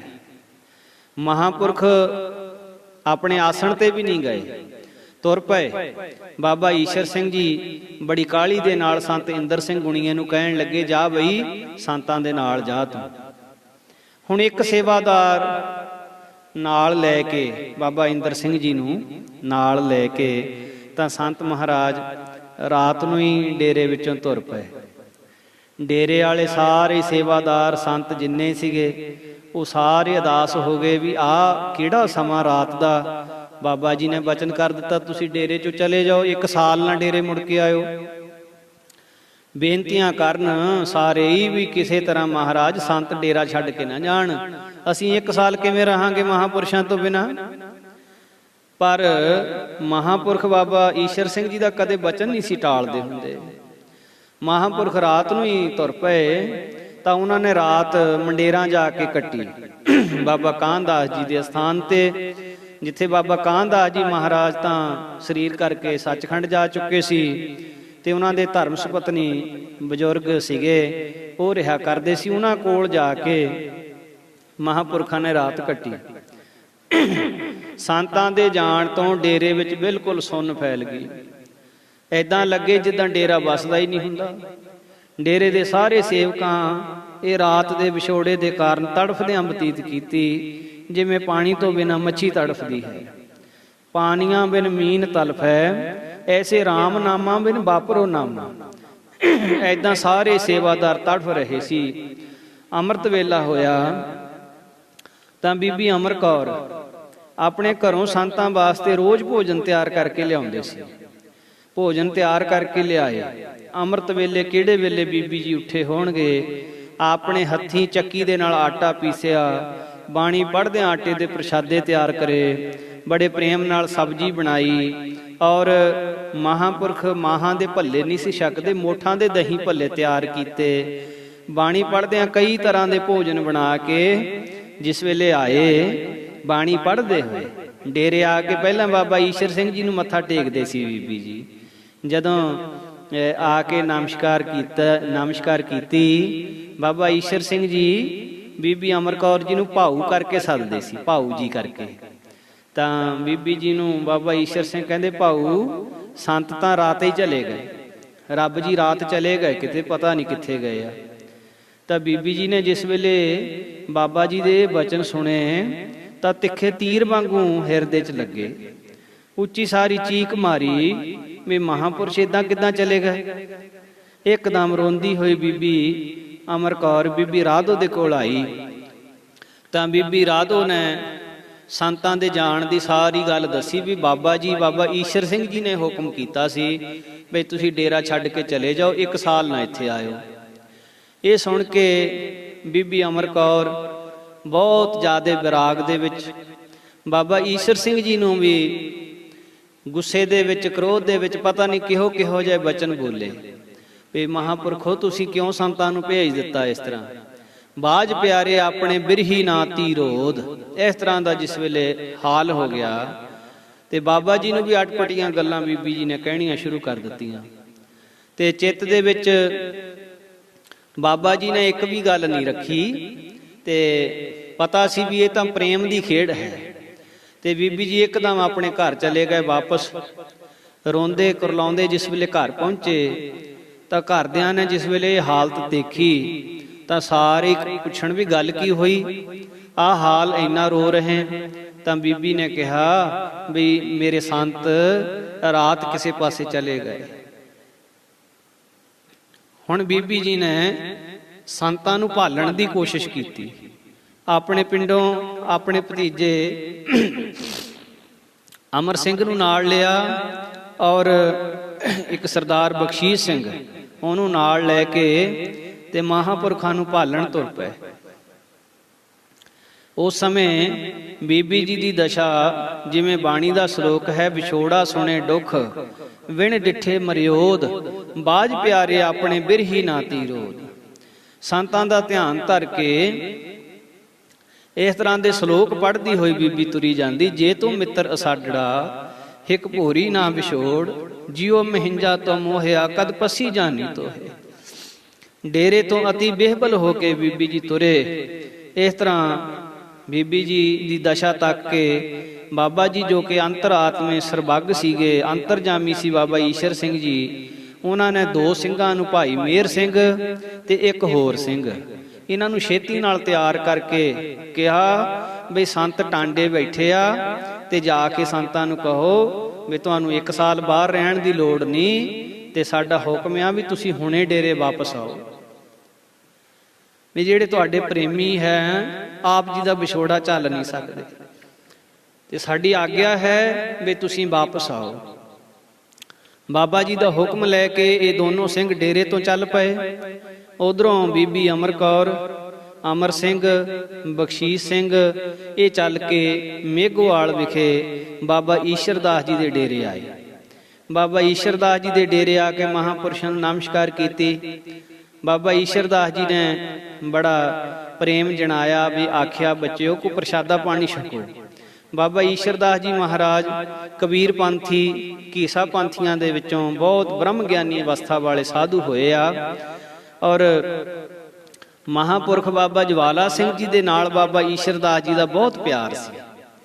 ਬਾਬਾ ਈਸ਼ਰ ਦਾਸ ਜੀ ਜਦੋਂ ਵੀ ਹਰਖੋਵਾਲ ਸਾਹਿਬ ਆਉਂਦੇ ਤੇ ਇੱਕ ਵਾਰ ਦੀ ਵਾਰਤਾ ਆਪਣੇ ਸੰਤ ਮਹਾਰਾਜ ਬਾਬਾ ਸਤਪਾਲ ਸਿੰਘ ਜੀ ਸੁਣਾਇਆ ਕਰਦੇ ਆ ਵੀ ਜਦੋਂ ਮਹਾਂਪੁਰਖ ਬਾਬਾ ਈਸ਼ਰ ਦਾਸ ਜੀ ਆਉਂਦੇ ਸੀ ਹਰਖਵਾਲ ਡੇਰੇ, ਅਰਦਾਸ ਦੇ ਵਿੱਚ ਬਾਕੀ ਸਾਰੇ ਹੱਥ ਜੋੜ ਕੇ ਖੜਦੇ ਹੁੰਦੇ ਸੀ ਤੇ ਬਾਬਾ ਈਸ਼ਰ ਦਾਸ ਜੀ ਨੇ ਇਦਾਂ ਖੜੇ ਤਾਂ ਹੋ ਜਾਣਾ, ਪਰ ਇਦਾਂ ਕੱਛਾਂ ਦੇ ਵਿੱਚ ਹੱਥ ਦਿੱਤੇ ਹੋਣੇ। ਕਹਿੰਦੇ ਇੱਕ ਵਾਰੀ ਸ਼ੰਕਾ ਕੀਤਾ ਵੀ ਮਹਾਰਾਜ ਇਹ ਹੱਥ ਕਿਉਂ ਨਹੀਂ ਜੋੜਦੇ? ਤਾਂ ਸੰਤ ਬਾਬਾ ਜਵਾਲਾ ਸਿੰਘ ਜੀ ਹੱਸ ਕੇ ਕਹਿਣ ਲੱਗੇ, ਕਹਿੰਦੇ ਪ੍ਰੇਮੀਓ ਤੁਸੀਂ ਤਾਂ ਘੜੀ ਦੀ ਘੜੀ ਹੱਥ ਜੋੜਦੇ, ਜਿੰਨਾ ਚਿਰ ਅਰਦਾਸ ਹੁੰਦੀ ਆ ਇਹਨਾਂ ਮਹਾਂਪੁਰਖਾਂ ਦੇ ਤਾਂ ਸਦਾ ਹੀ ਹੱਥ ਜੁੜੇ ਰਹਿੰਦੇ ਆ, ਇਹ ਤਾਂ ਸਦਾ ਹੀ ਪ੍ਰਮਾਤਮਾ ਦੇ ਅੱਗੇ ਹੱਥ ਜੋੜੀ ਰੱਖਦੇ, ਤੁਸੀਂ ਇਹਨਾਂ ਦਾ ਕੀ ਮੁਕਾਬਲਾ ਕਰ ਲੈਣਾ? ਤੋ ਜਦੋਂ ਮਹਾਰਾਜ ਹਰਖਵਾਲੀਏ ਮੇਘੋਵਾਲ ਆਇਆ ਕਰਦੇ ਸੰਤ ਬਾਬਾ ਈਸ਼ਰ ਦਾਸ ਮਹਾਰਾਜ ਦੇ ਕੋਲ, ਤਾਂ ਬਾਕੀ ਕਿਸੇ ਨੂੰ ਵੀ ਬਾਬਾ ਈਸ਼ਰ ਦਾਸ ਜੀ ਬੈਠਣ ਲਈ ਕੁਰਸੀ ਨਹੀਂ ਸੀ ਲਾ ਕੇ ਦਿੰਦੇ, ਭੁੰਜੇ ਹੀ ਬੈਠਦੇ ਸੀ ਸਾਰੇ। ਪਰ ਜਦੋਂ ਹਰਖਵਾਲੀਏ ਮਹਾਰਾਜ ਨੇ ਆਉਣਾ ਤਾਂ ਬਾਬਾ ਈਸ਼ਰ ਦਾਸ ਜੀ ਨੇ ਕੁਰਸੀ ਲਾ ਕੇ ਮਹਾਂਪੁਰਖਾਂ ਨੂੰ ਪ੍ਰੇਮ ਨਾਲ ਬਿਠਾਲਣਾ। ਤੇ ਬਾਬਾ ਈਸ਼ਰ ਦਾਸ ਜੀ ਨੂੰ ਪੁੱਛਿਆ ਸੇਵਾਦਾਰਾਂ ਨੇ ਵੀ ਮਹਾਰਾਜ ਹੋਰ ਇੰਨੇ ਸਾਧੂ ਆਉਂਦੇ ਆ, ਹੋਰ ਇੰਨੇ ਬੰਦੇ, ਤੁਸੀਂ ਕਿਤੇ ਕਿਸੇ ਨੂੰ ਕੁਰਸੀ ਨਹੀਂ ਲਾ ਕੇ ਦਿੱਤੀ, ਤੇ ਜਦੋਂ ਹਰਖਵਾਲੀਏ ਸੰਤ ਆਉਂਦੇ ਤੁਸੀਂ ਕੁਰਸੀ ਲਾ ਕੇ ਦਿੰਨੇ? ਤਾਂ ਬਾਬਾ ਈਸ਼ਰ ਦਾਸ ਕਹਿਣ ਲੱਗੇ, ਕਹਿੰਦੇ ਸਾਡੀ ਨਿਗਾਹ ਦੇ ਵਿੱਚ ਤਾਂ ਸੰਤ ਹੀ ਇਹ ਆ, ਅਸਲ ਸੰਤ ਹੀ ਇਹ ਹਨ, ਸਾਡੀ ਨਿਗਾਹ ਦੇ ਵਿੱਚ ਹੋਰ ਕੋਈ ਸੰਤ ਦਿਸਿਆ ਨਹੀਂ ਸਾਨੂੰ। ਸੋ ਇਸ ਤਰ੍ਹਾਂ ਨਾਲ ਹੁਣ ਇਹ ਡੇਰੇ ਦੀ ਸੰਗਤ ਸੀ, ਬੀਬੀ ਅਮਰ ਕੌਰ ਜੀ ਬਾਕੀ ਜਿਹੜੇ ਪ੍ਰੇਮੀ ਆਏ ਸੀ। ਤਾਂ ਬਾਬਾ ਈਸ਼ਰ ਦਾਸ ਮਹਾਰਾਜ ਕਹਿੰਦੇ ਭਾਈ ਤੁਸੀਂ ਪ੍ਰਸ਼ਾਦ ਪਾਣੀ ਛਕੋ। ਪਰ ਬੀਬੀ ਜੀ ਨੇ ਸਾਰੀ ਗੱਲ ਵਿਰਾਗ ਨਾਲ ਦੱਸੀ, ਰੋ ਰੋ ਕੇ ਦੱਸਿਆ ਵੀ ਸਾਡੇ ਸੰਤ ਮਹਾਰਾਜ ਕਿਤੇ ਚਲੇ ਗਏ, ਔਰ ਬਾਬਾ ਜੀ ਅਸੀਂ ਆਪ ਜੀ ਦੀ ਸ਼ੁਭ ਰਸਨਾ ਤੋਂ ਸਾਨੂੰ ਵਰ ਦਿਓ ਵੀ ਮਹਾਂਪੁਰਖ ਸਾਨੂੰ ਛੇਤੀ ਮਿਲ ਜਾਣਗੇ। ਫਿਰ ਸੰਤਾਂ ਦੇ ਨਾਲ ਵਾਪਸ ਆਉਂਦੇ ਹੋਏ ਅਸੀਂ ਪ੍ਰਸ਼ਾਦਾ ਛਕ ਕੇ ਜਾਵਾਂਗੇ। ਤੇ ਬਾਬਾ ਈਸ਼ਰ ਦਾਸ ਜੀ ਨੇ ਆਪਣੇ ਸ਼ੁਭ ਬਚਨ ਕਹੇ, ਬਚਨ ਕੀਤਾ ਵੀ ਤੁਹਾਨੂੰ ਮਹਾਂਪੁਰਖ ਬਹੁਤ ਛੇਤੀ ਮਿਲ ਜਾਣਗੇ, ਤੁਸੀਂ ਚਿੰਤਾ ਨਾ ਕਰੋ। ਫਿਰ ਇੱਥੋਂ ਬੀਬੀ ਜੀ ਆਪਣੇ ਸਾਥੀਆਂ ਸਮੇਤ ਪਿੰਡ ਮੰਡੇਰਾ ਆ ਗਏ, ਔਰ ਇੱਥੇ ਮਾਤਾ ਜੀ ਜਿਹੜੇ ਬਾਬਾ ਕਾਹਨਦਾਸ ਜੀ ਦੇ ਸੁਪਤਨੀ ਸੀ, ਇਸ ਮਾਤਾ ਜੀ ਦੇ ਕੋਲ ਆ ਕੇ ਬੜਾ ਵਿਰਾਗ ਕੀਤਾ। ਤਾਂ ਮਾਈ ਜੀ ਨੇ ਦੱਸਿਆ ਵੀ ਸੰਤ ਮਹਾਰਾਜ ਬਾਬਾ ਈਸ਼ਰ ਸਿੰਘ ਮਹਾਰਾਜ ਜੀ ਦਾ ਬਚਨ ਮੰਨ ਕੇ ਸਾਲ ਭਰ ਵਾਸਤੇ ਡੇਰੇ ਤੋਂ ਚਲੇ ਗਏ ਆ। ਮਾਈ ਜੀ ਨੇ ਦੱਸਿਆ ਵੀ ਰਾਤ ਉਹ ਇੱਥੇ ਆਏ ਸੀ, ਇੱਥੇ ਰਾਤ ਕੱਟ ਕੇ ਸਵੇਰੇ ਗਏ ਆ। ਜਦੋਂ ਮਾਤਾ ਜੀ ਤੋਂ ਪਤਾ ਲੱਗਿਆ ਵੀ ਮਹਾਰਾਜ ਰਾਤ ਇੱਥੇ ਸੀ ਤਾਂ ਕੁਛ ਅੰਦਰ ਨੂੰ ਹੌਸਲਾ ਹੋਇਆ, ਤਸੱਲੀ ਹੋਈ ਵੀ ਸੰਤ ਮਹਾਰਾਜ ਇੱਥੇ ਆਏ ਸੀ।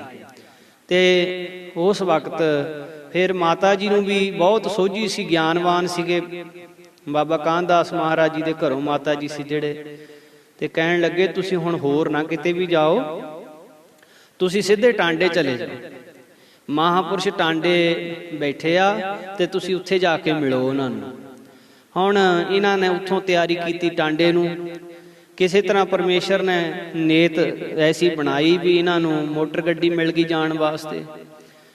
ਰਸਤੇ ਦੇ ਵਿੱਚ ਵੀ ਦੇਖਦੇ ਜਾਣ ਵੀ ਕਿਸੇ ਤਰ੍ਹਾਂ ਸਾਨੂੰ ਰਾਹ ਦੇ ਵਿੱਚ ਤੁਰੇ ਜਾਂਦੇ ਸੰਤ ਦਿਸ ਪੈਣ। ਤਾਂ ਜਿਸ ਵੇਲੇ ਬਾਬਾ ਬੂਟੇ ਸ਼ਾਹ ਜੀ ਦੇ ਕੋਲ ਪਹੁੰਚਣਾ ਸੀ, ਹੁਣ ਇਹਨਾਂ ਦੇ ਪਹੁੰਚਣ ਤੋਂ ਪਹਿਲਾਂ ਬਾਬਾ ਬੂਟੇ ਸ਼ਾਹ ਜੀ ਨੇ ਸੰਤ ਮਹਾਰਾਜ ਨੂੰ ਆਖਿਆ ਜਾਓ ਅਖੇ ਲੱਕੜਾਂ ਲੈ ਕੇ ਆਓ। ਹੁਣ ਸੰਤ ਮਹਾਰਾਜ ਬਾਬਾ ਜਵਾਲਾ ਸਿੰਘ ਜੀ ਬਾਬਾ ਜੀ ਦਾ ਬਚਨ ਮੰਨ ਕੇ ਸੇਵਾਦਾਰ ਜਿਹੜਾ ਨਾਲ ਸੀ ਇੰਦਰ ਸਿੰਘ, ਉਹਨੂੰ ਨਾਲ ਲੈ ਕੇ ਲੱਕੜਾਂ ਲੈਣ ਵਾਸਤੇ ਚਲੇ ਗਏ। ਲੱਕੜਾਂ ਦੇ ਟਾਲ ਤੇ ਜਿਸ ਵੇਲੇ ਜਾ ਕੇ ਲੱਕੜਾਂ ਲੈ ਰਹੇ ਤਾਂ ਹੁਣ ਇਧਰੋਂ ਬੀਬੀ ਅਮਰ ਕੌਰ ਤੇ ਹੋਰ ਸੇਵਾਦਾਰ ਜਿਹੜੇ ਸੰਤ ਮਹਾਰਾਜ ਲੱਭਣ ਤੁਰੇ ਹੋਏ ਸੀ, ਇਹ ਬਾਬਾ ਬੂਟੇ ਸ਼ਾਹ ਜੀ ਦੇ ਕੋਲ ਆ ਗਏ। ਆ ਕੇ ਮੱਥਾ ਟੇਕਿਆ, ਨਮਸਕਾਰ ਕੀਤੀ, ਦਰਸ਼ਨੀ ਭੇਟ ਰੱਖੀ। ਤਾਂ ਬਾਬਾ ਬੂਟੇ ਸ਼ਾਹ ਜੀ ਨੇ ਇਹਨਾਂ ਵੱਲ ਦੇਖ ਕੇ ਇਹਨਾਂ ਨੂੰ ਵੀ ਕਿਹਾ ਜਾਓ, ਕਹਿੰਦੇ ਲੱਕੜਾਂ ਲੈ ਕੇ ਆਓ ਸਾਡੇ ਲਈ। ਫਿਰ ਮਹਾਂਪੁਰਖਾਂ ਨੇ ਹੁਣ ਇਹਨਾਂ ਨੂੰ ਵੀ ਲੱਕੜਾਂ ਲੈਣ ਤੋਰਤਾ।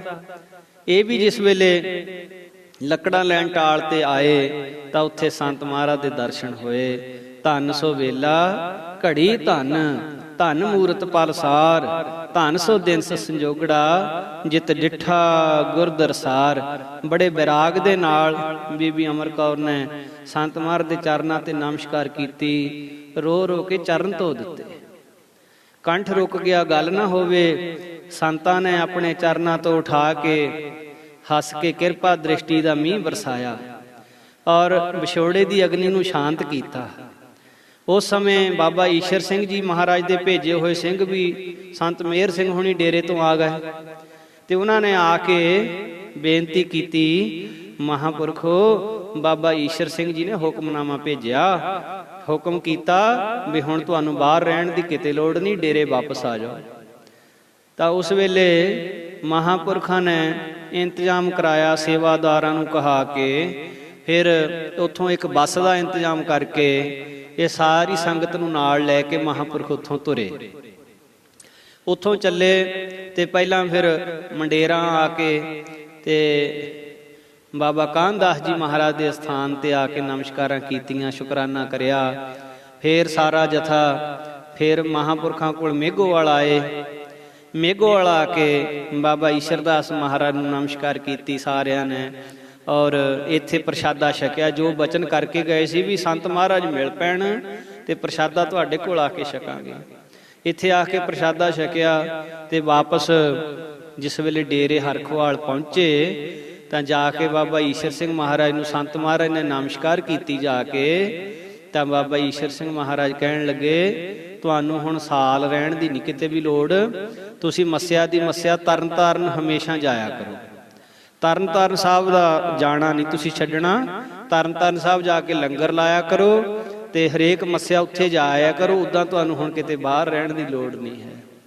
ਤੋ ਇਹ ਖੇਡ ਸੀ ਸਾਰੀ ਸਾਧ ਸੰਗਤ ਜੀ, ਕੇਵਲ ਇਹ ਦੇਖਣਾ ਵੀ ਮਹਾਂਪੁਰਖਾਂ ਦੇ ਜਿਹੜੇ ਪ੍ਰੇਮੀ ਨੇ ਉਹ ਮਹਾਂਪੁਰਖਾਂ ਤੋਂ ਬਿਨਾਂ ਰਹਿ ਸਕਦੇ ਆ। ਤੋ ਜਿਹੜਾ ਇੱਕ ਪ੍ਰੇਮ ਹੁੰਦਾ ਮੱਛੀ ਵਾਲਾ ਪ੍ਰੇਮ, ਇੱਕ ਪ੍ਰੇਮ ਹੁੰਦਾ ਡੱਡੂ ਵਾਲਾ ਪ੍ਰੇਮ, ਦੋਨਾਂ 'ਚ ਫਰਕ ਆ।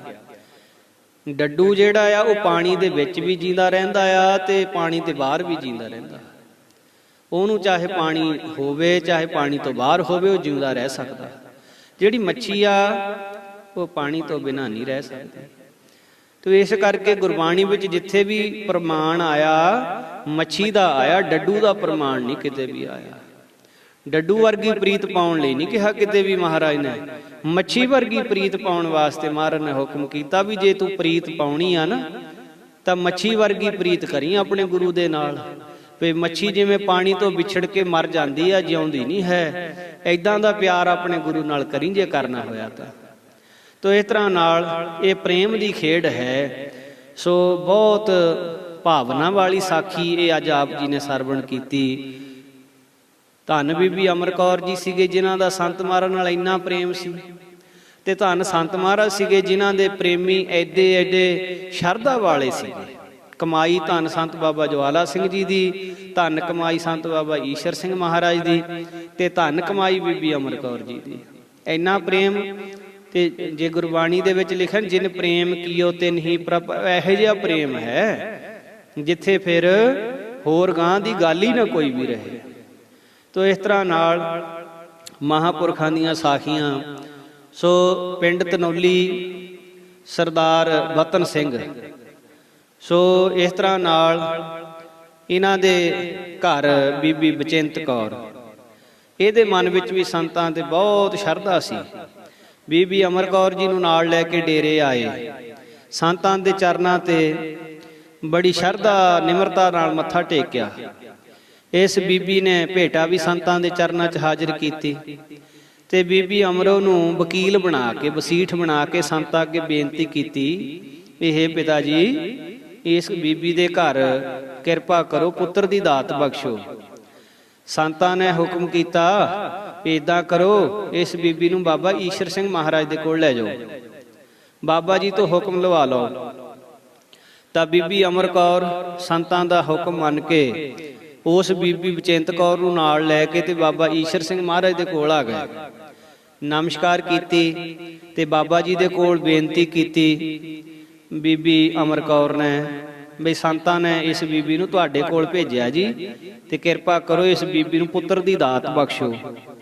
ਤਾਂ ਬਾਬਾ ਈਸ਼ਰ ਸਿੰਘ ਮਹਾਰਾਜ ਕਹਿਣ ਲੱਗੇ, ਪੁੱਤਰ ਲੈਣ ਤਾਂ ਆ ਗਈਆਂ, ਸੰਤਾਂ ਨੇ ਹੋਰ ਕੋਈ ਗੱਲਬਾਤ ਨਹੀਂ ਪੁੱਛੀ ਤੁਹਾਨੂੰ, ਜਾਓ ਪਹਿਲਾਂ ਸੰਤਾਂ ਪਾਸੋਂ ਪੁੱਤਰ ਲੈਣ ਵਾਸਤੇ ਹੋਰ ਵੀ ਕੋਈ ਗੱਲਬਾਤ ਪੁੱਛੋ, ਫੇਰ ਗੱਲ ਕਰਿਓ ਸਾਡੇ ਨਾਲ ਆ ਕੇ। ਤੇ ਫਿਰ ਇਹ ਬੀਬੀਆਂ ਫੇਰ ਉੱਠ ਕੇ ਸੰਤ ਮਹਾਰਾਜ ਦੇ ਕੋਲ ਆ ਗਈਆਂ। ਵੀ ਮਹਾਰਾਜ ਬਾਬਾ ਜੀ ਨੇ ਤਾਂ ਆਹ ਹੁਕਮ ਕੀਤਾ। ਤਾਂ ਸੰਤ ਮਹਾਰਾਜ ਬੜੇ ਲਹਿਜੇ ਵਿੱਚ ਆ ਕੇ ਕਹਿੰਦੇ, ਭਾਈ ਬਾਬਾ ਜੀ ਦਾ ਬਚਨ ਤੁਸੀਂ ਸਮਝਿਆ ਨਹੀਂ। ਮਹਾਰਾਜ ਸਾਨੂੰ ਤਾਂ ਪਤਾ ਨਹੀਂ ਲੱਗਿਆ। ਕਹਿੰਦੇ ਇਸ ਬੀਬੀ ਦਾ ਜਿਹੜਾ ਪਤੀ ਆ ਉਹ ਮਾਸ ਸ਼ਰਾਬ ਖਾਂਦਾ ਪੀਂਦਾ। ਇਸ ਹੁਣ ਮਾਸ ਸ਼ਰਾਬ ਖਾਣ ਪੀਣ ਵਾਲਿਆਂ ਦੇ ਘਰ ਕਿਹੜੀ ਭਲੀ ਰੂਹ ਨੂੰ ਭੇਜ ਦਈਏ ਜਨਮ ਲੈਣ ਵਾਸਤੇ। ਇਸ ਕਰਕੇ ਜੇ ਤਾਂ ਮਾਸ ਸ਼ਰਾਬ ਦਾ ਤਿਆਗ ਕਰਦੇ ਆ ਫੇਰ ਸੰਤ ਬਾਬਾ ਜੀ ਪੁੱਤਰ ਦੇ ਸਕਦੇ ਆ, ਤੇ ਜੇ ਨਹੀਂ ਤਾਂ ਫਿਰ ਤੁਹਾਡੀ ਮਰਜ਼ੀ। ਤਾਂ ਸੰਤ ਮਹਾਰਾਜ ਤੋਂ ਇਹ ਬਚਨ ਸੁਣ ਕੇ ਬੀਬੀਆਂ ਵਾਪਸ ਆਪਣੇ ਪਿੰਡ ਤਨੂਲੀ ਨੂੰ ਆ ਗਈਆਂ। ਆ ਕੇ ਉਹਨੇ ਆਪਣੇ ਪਤੀ ਬਤਨ ਸਿੰਘ ਨੂੰ ਸਾਰੀ ਗੱਲ ਦੱਸੀ ਵੀ ਆਹ ਗੱਲ ਆ ਵੀ ਜੇ ਪੁੱਤਰ ਚਾਹੀਦਾ ਤਾਂ ਮਾਸ ਸ਼ਰਾਬ ਛੱਡਣਾ ਪੈਣਾ। ਮੰਨ ਗਿਆ ਉਸ ਵੇਲੇ, ਲੋੜ ਸੀ ਨਾ ਜੀ। ਤੇ ਬੀਬੀ ਅਮਰ ਕੌਰ ਨੂੰ ਨਾਲ ਲੈ ਕੇ ਫਿਰ ਇਹ ਦੋਵੇਂ ਜੀ ਫਿਰ ਡੇਰੇ ਆ ਗਏ। ਸ਼ਰਧਾ ਨਾਲ ਆ ਕੇ ਮੱਥਾ ਟੇਕਿਆ, ਨਮਸਕਾਰ ਕੀਤੀ। ਤਾਂ ਬੀਬੀ ਅਮਰ ਕੌਰ ਜੀ ਕਹਿਣ ਲੱਗੇ, ਮਹਾਰਾਜ ਬਤਨ ਸਿੰਘ ਮਾਸ ਸ਼ਰਾਬ ਛੱਡਣ ਲਈ ਤਿਆਰ ਆ ਤੇ ਤੁਸੀਂ ਕਿਰਪਾ ਕਰੋ। ਮਹਾਂਪੁਰਖ ਕਹਿੰਦੇ ਬਚਨ ਪੱਕਾ ਰੱਖੀ, ਦੇਖੀ ਕਿਤੇ ਬਚਨ ਕਰਕੇ ਮੁੱਕਰ ਨਾ ਜਾਈ। ਤੋ ਮਹਾਂਪੁਰਖਾਂ ਦੇ ਬਚਨਾਂ ਦੇ ਨਾਲ ਇਹਨਾਂ ਦੇ ਘਰ ਪੁੱਤਰ ਹੋਇਆ। ਪਰ ਹੁਣ ਖੁਸ਼ੀ ਵੀ ਸਾਂਭਣੀ ਬੜੀ ਔਖੀ ਗੱਲ ਹੁੰਦੀ ਆ। ਤੇ ਜਿਸ ਵੇਲੇ ਇਹਨਾਂ ਦੇ ਘਰ ਪੁੱਤਰ ਹੋਇਆ ਤੇ ਉਹਦੀ ਖੁਸ਼ੀ ਦੇ ਵਿੱਚ ਹੁਣ ਇਹਨਾਂ ਨੇ ਛਟੀ ਕੀਤੀ ਤੇ ਬਤਨ ਸਿੰਘ ਕਹਿਣ ਤੋਂ ਬਾਵਜੂਦ ਵੀ ਨਾ ਮੰਨਿਆ। ਇਹਨੇ ਫਿਰ ਆਪਣੇ ਰਿਸ਼ਤੇਦਾਰਾਂ ਨੂੰ ਖੁਸ਼ ਕਰਨ ਵਾਸਤੇ ਕਈ ਤਰ੍ਹਾਂ ਦਾ ਮੀਟ, ਕਈ ਤਰ੍ਹਾਂ ਦੀਆਂ ਸ਼ਰਾਬਾਂ ਚਲਾਈਆਂ। ਹੁਣ ਮਹਾਂਪੁਰਖਾਂ ਦੇ ਜਿਹੜੇ ਬਚਨ ਇਹਨੂੰ ਚੇਤੇ ਭੁੱਲ ਗਏ। ਤਾਂ ਉਸ ਵਕਤ ਫਿਰ ਬਾਬਾ ਈਸ਼ਰ ਸਿੰਘ ਮਹਾਰਾਜ ਜੀ ਨੂੰ ਪਤਾ ਲੱਗਿਆ ਵੀ ਇਹ ਤਾਂ ਗੱਲ ਕੁਝ ਹੋਰ ਬਣ ਗਈ। ਤੇ ਜਿਸ ਵੇਲੇ ਹੁਣ ਉਹ ਬੀਬੀ ਜਿਹੜੀ ਸੀ ਬਚਿੰਤ ਕੌਰ, ਉਹ ਮਹਾਂਪੁਰਸ਼ਾਂ ਕੋਲ ਜਾਣੋਂ ਨਾ ਹਟੀ, ਉਹ ਜਾਂਦੀ ਰਹੀ। ਕੁਦਰਤੀ ਐਸੀ ਗੱਲ ਬਣੀ ਵੀ ਉਹ ਜਿਹੜਾ ਬੱਚਾ ਪੈਦਾ ਹੋਇਆ ਸੀ, ਲੜਕਾ ਹੋਇਆ ਸੀ, ਉਹਨੂੰ ਨਾਲ ਲੈ ਕੇ ਤੇ ਬੀਬੀ ਬਚਿੰਤ ਕੌਰ ਮਹਾਂਪੁਰਖਾਂ ਦੇ ਦਰਸ਼ਨ ਕਰਨ ਵਾਸਤੇ ਗਈ ਹੋਈ। ਕੁਦਰਤੀ ਉਹ ਬੱਚਾ ਰੋਣੋਂ ਨਾ ਹਟੇ ਤਾਂ ਉਹਨੇ ਬੀਬੀ ਬਚਿੰਤ ਕੌਰ ਨੇ ਗੁੱਸੇ ਦੇ ਵਿੱਚ ਆ ਕੇ ਬੱਚੇ ਨੂੰ ਮਾਰਦੇ ਹੋਏ ਕਿਹਾ, ਇਹ ਬੇਈਮਾਨ ਮਰਦਾ ਵੀ ਨਹੀਂ। ਗੁੱਸੇ ਦੇ ਵਿੱਚ ਕਹਿਤਾ ਬੇਈਮਾਨ ਮਰਦਾ ਵੀ ਨਹੀਂ। ਤੇ ਜਦ ਇਹ ਬਚਨ ਉਹਨੇ ਕਹੇ ਮੂੰਹੋਂ ਤਾਂ ਬਾਬਾ ਈਸ਼ਰ ਸਿੰਘ ਜੀ ਨੇ ਇਹ ਬੋਲ ਸੁਣ ਲਏ। ਤੇ ਬਾਬਾ ਜੀ ਕਹਿਣ ਲੱਗੇ, ਬੀਬੀ ਬੱਚੇ ਨੇ ਤਾਂ ਅਜੇ ਕੋਈ ਬੇਈਮਾਨੀ ਨਹੀਂ ਕੀਤੀ, ਬੇਈਮਾਨੀ ਤਾਂ ਇਹਦੇ ਪਿਓ ਨੇ ਕੀਤੀ ਆ। ਬੇਈਮਾਨੀ ਤਾਂ ਇਹਦੇ ਪਿਓ ਨੇ ਕੀਤੀ, ਇਹਨੇ ਤਾਂ ਕੋਈ ਬੇਈਮਾਨੀ ਨਹੀਂ ਕੀਤੀ। ਤੇ ਜਦ ਬੇਈਮਾਨੀ ਕਰੂਗਾ ਤਾਂ ਫਿਰ ਤੁਹਾਨੂੰ ਪਤਾ ਲੱਗ ਜਾਊਗਾ। ਮਹਾਂਪੁਰਸ਼ਾਂ ਦਾ ਬਚਨ ਉਹ ਟਲ ਤਾਂ ਸਕਦਾ ਨਹੀਂ ਸੀ। ਥੋੜੇ ਦਿਨਾਂ ਬਾਅਦ ਗੁਆਂਢੀਆਂ ਦੀ ਲੜਕੀ ਉਸ ਬੱਚੇ ਨੂੰ ਚੱਕ ਕੇ ਕੋਠੇ ਉੱਪਰ ਚੜ੍ਹਨ ਲੱਗੀ ਖਿਡਾਉਣ ਵਾਸਤੇ। ਬੱਚੇ ਨੇ ਐਸੀ ਛਾਲਾ ਮਾਰਿਆ, ਲੜਕੀ ਦੇ ਕੁੱਛੜ ਤੋਂ ਹੇਠਾਂ ਧਰਤੀ ਤੇ ਜਾ ਡਿੱਗਿਆ। ਡਿੱਗਦਿਆਂ ਸਾਰ ਉਹਦੀ ਮੌਤ ਹੋ ਗਈ। ਤੇ ਇਸ ਤਰ੍ਹਾਂ ਨਾਲ ਹੁਣ ਦੁੱਖ ਰੋਣਾ ਕਰਲਾਉਣਾ ਤਾਂ ਸੀ ਹੀ, ਪਰ ਹੁਣ ਆਪਣੀ ਗਲਤੀ ਦਾ ਅਹਿਸਾਸ ਹੋਇਆ ਬਈ ਮਹਾਂਪੁਰਖਾਂ ਦਾ ਬਚਨ ਨਹੀਂ ਕਮਾ ਸਕੇ ਅਸੀਂ, ਤੇ ਜਿਹਦੇ ਕਰਕੇ ਇਹ ਸਾਰੀ ਗੱਲ ਹੋਈ ਆ। ਫੇਰ ਮਹਾਂਪੁਰਖਾਂ ਕੋਲ ਜਾ ਕੇ ਤਰਲੇ ਕੀਤੇ, ਮਿੰਨਤਾਂ ਕੀਤੀਆਂ। ਮਹਾਂਪੁਰਖ ਕਹਿੰਦੇ ਬਈ ਤੂੰ ਬਚਨ ਕਰਕੇ ਮੁੱਕਰ ਜਾਣਾ। ਬਚਨ ਕਰਕੇ ਮੁੱਕਰ ਜਾਣ ਵਾਲਾ ਕੱਚਾ ਬੰਦਾ ਹੁੰਦਾ, ਤੇ ਕੱਚੇ ਦੀ ਕੋਈ ਯਾਰੀ ਨਹੀਂ ਹੁੰਦੀ। ਕੱਚੇ ਨਾਲ ਕਾਹਦਾ ਪ੍ਰੇਮ ਪਾਉਣਾ।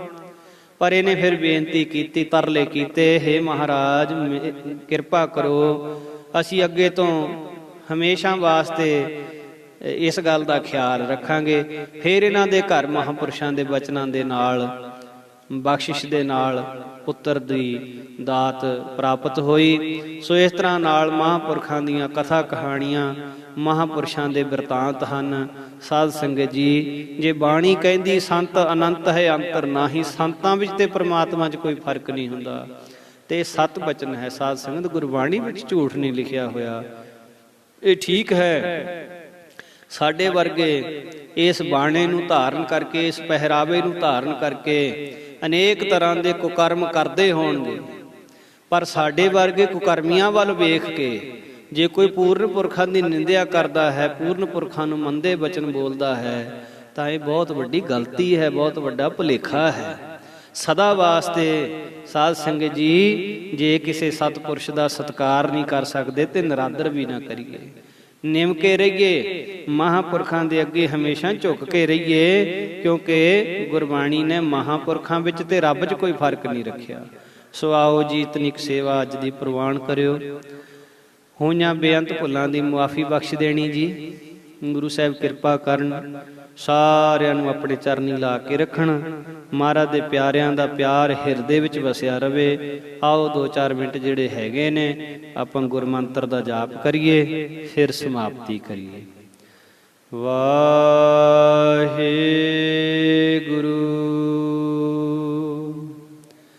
ਵਾਹਿਗੁਰੂ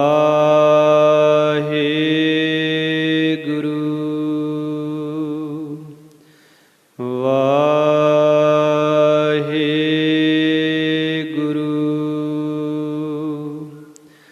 ਵਾਹਿਗੁਰੂ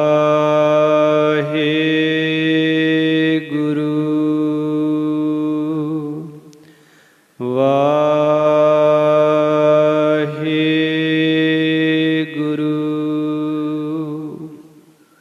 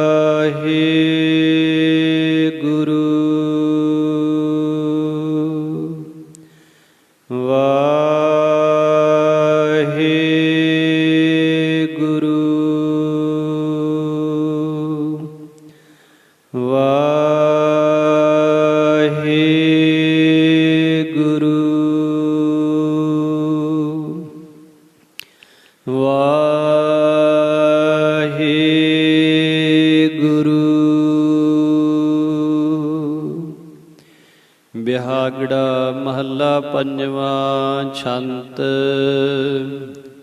ਸੁਨੋ ਬੇਨੰਤੀਆਂ,